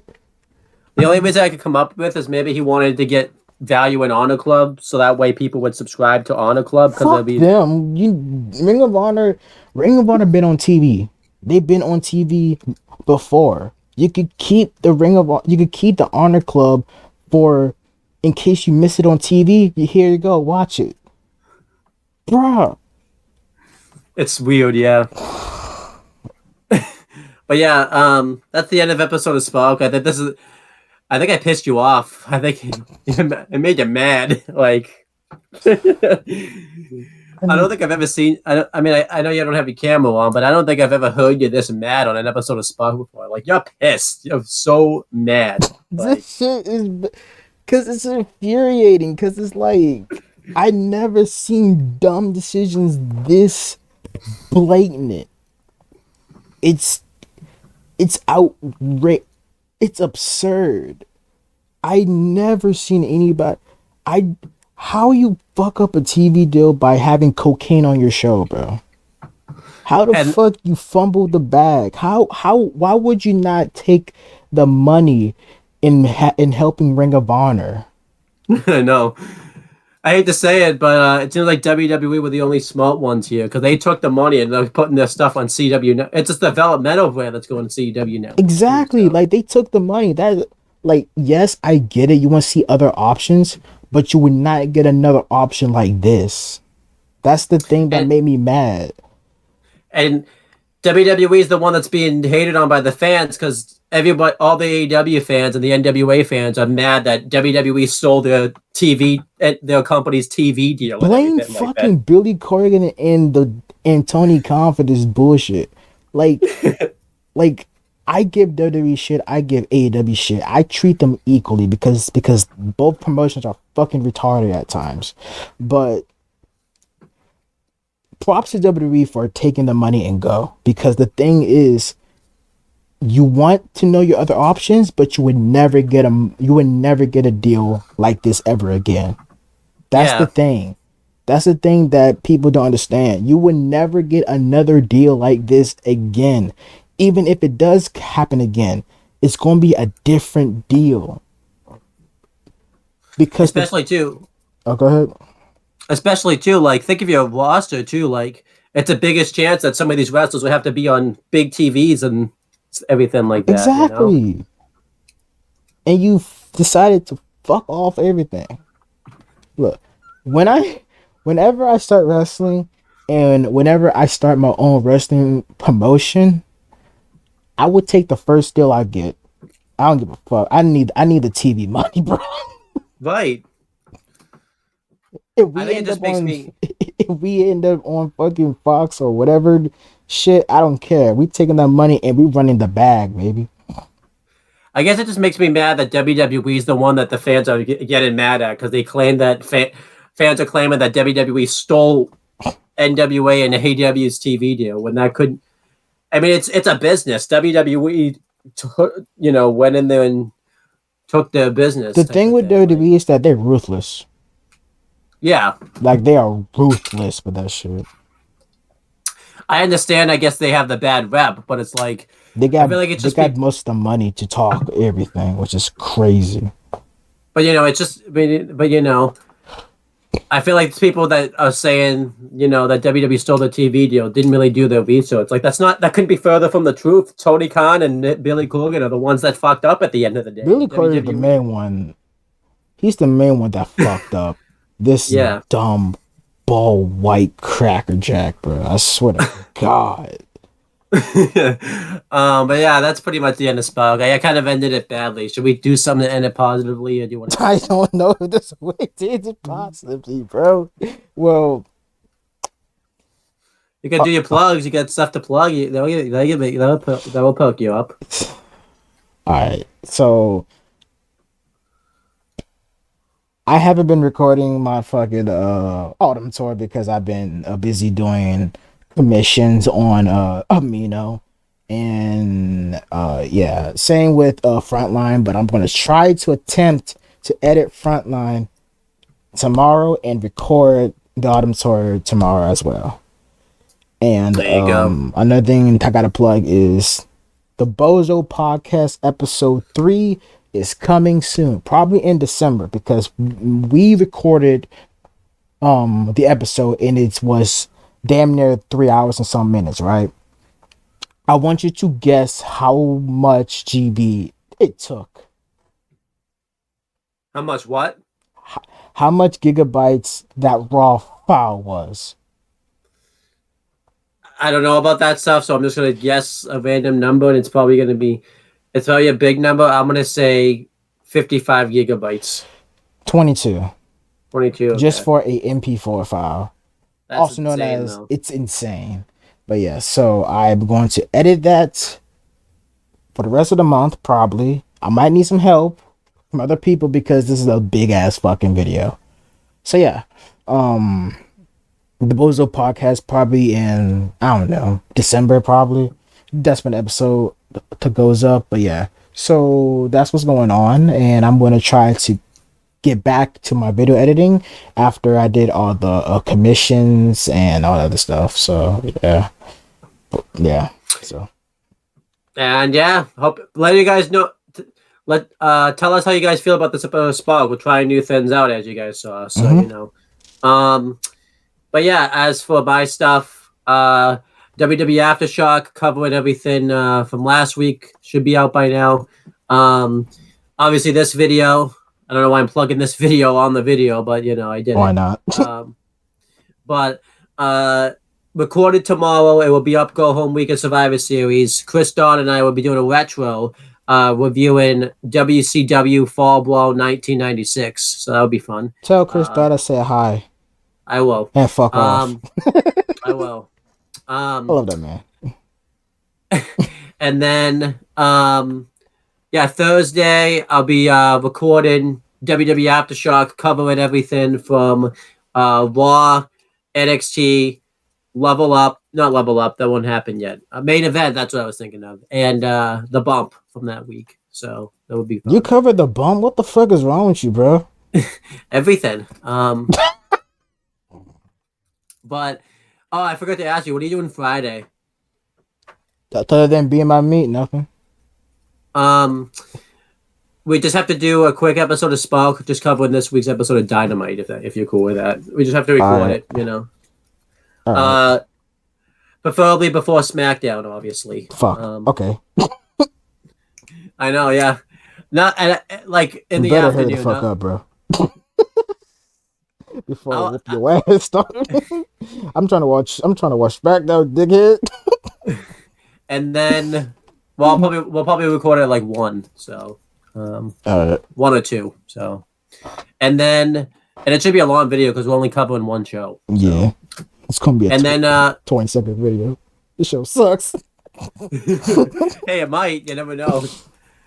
And then obviously Saturday there'll be another crossover where WWE Aftershock and AEW Spoke meet up again. This time there'll be different players at play. It will be Steve Coakley on for that with Zero and myself. Steve, get ready for me, bro. You will need it. I did tell him to do some research on you. You could be like, oh shit. But you would have. Luckily, you and him have kind of met. I don't even have to do the introduction because you invaded one of our videos recently. So and that's not going to end soon. I'm still going to invade. I'm still going to invade. Just look out. Follow the buzzards. But we'll be covering SmackDown, Level Up, Collision, and Rampage. So make sure you watch all those shows. But yeah, that's everything. I can't think of anything else I got to plug. So the show's over. Since it's being recorded in the past, we talk to you guys in the future. There you go. There's the catchphrase. I'm miserable. Podcast has concluded. Be sure to check out more group discussion as far as AEW content is concerned, and check out more content from For the Win Productions.